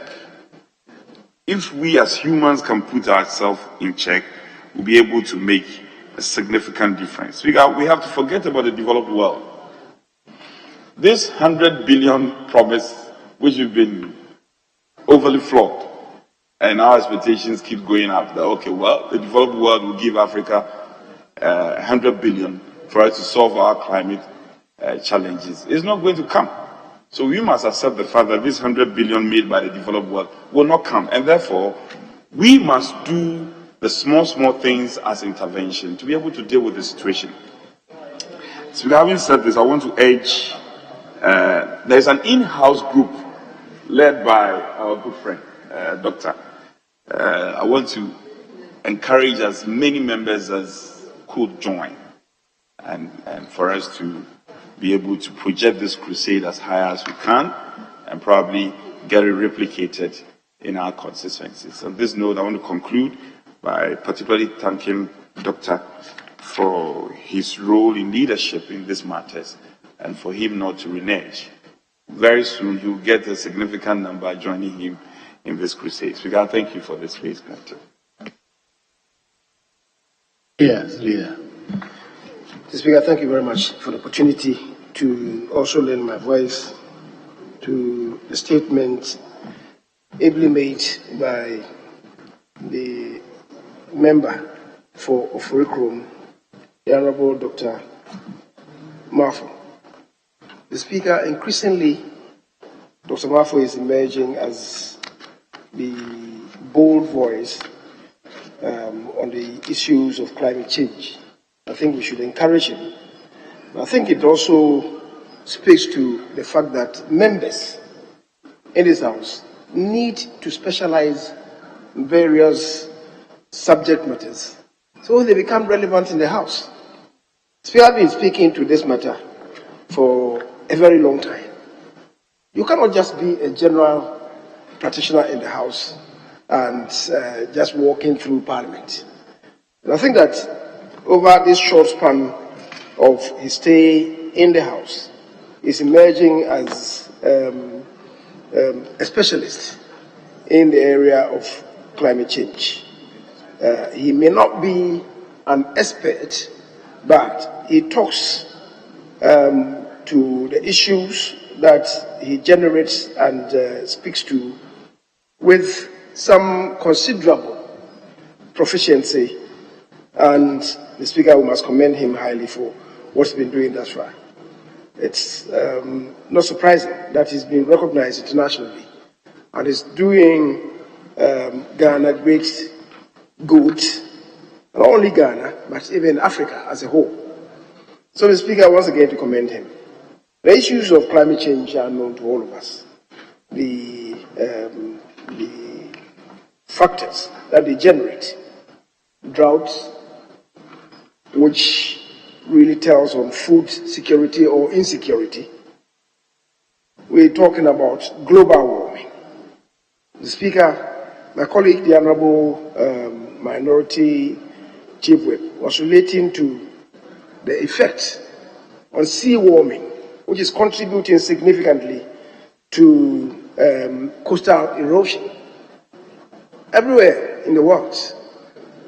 The Speaker, today in the Maldives, some of the islands exist only in the afternoons. In the evenings, they come underwater. They no longer exist. The same is happening in Indonesia. Some of these outcrops, they exist in the afternoon. In the evening, they no longer exist. Unfortunately for us, the Speaker, given the facts of the construction of the Tema Harbour, with that long stretch of the breakwater, it really contributed in upscaling the coastal erosion at Keta. It's the reason why I've been talking to this matter of trying to construct a second harbour at Keta. We must really weigh the engineering very well. Otherwise, whilst attempting to control the coastal erosion here in Ghana and allowing ships to berth at Keta, which is not to the benefit of Ghanaians, we may push further afield the effect of coastal erosion to Togo and the Republic of Benin. So we need to really collaborate amongst ourselves in the sub-region in this matter. The Speaker, over the past week, in the US, in Italy, in Spain, we are seeing extreme temperatures unseen before, unwitnessed before. In the US, they are witnessing temperatures that are making records. Just so in Spain, also in Greece.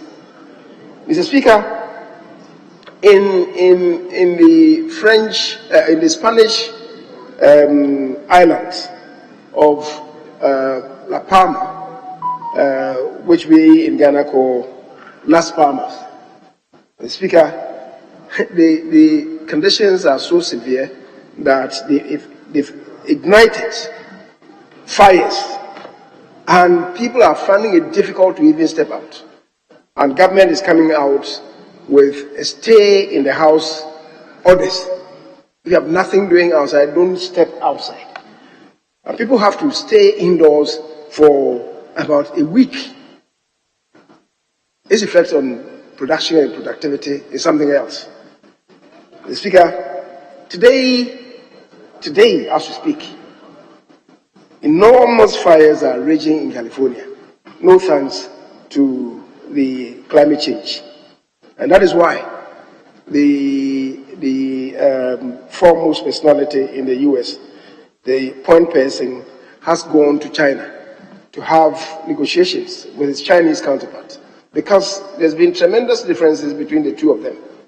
That's the US and China in terms of ownership as to who is contributing what. The two countries, between them, are contributing about 40% of global warming.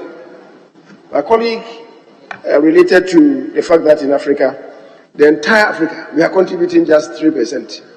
But its toll is so devastating on us. Mr. Speaker, for instance, in Ghana, we know our own agricultural practices, the slash and burn, that every year is contributing enormous carbon dioxide and putting them up there in the atmosphere. Wild bushfires. Post-September, October, we see every year we are witnessing this.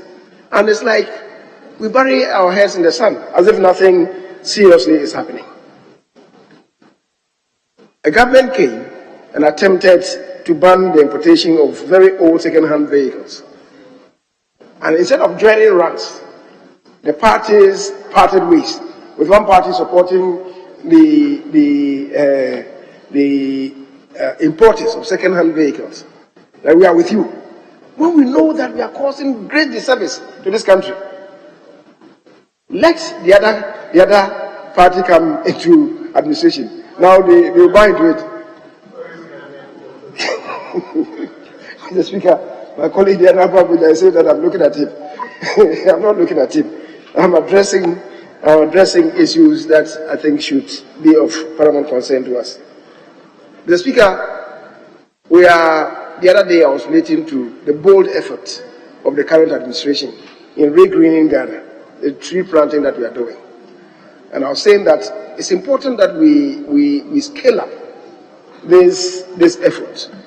Government must be commended for what they are doing, planting about 5 million trees every year.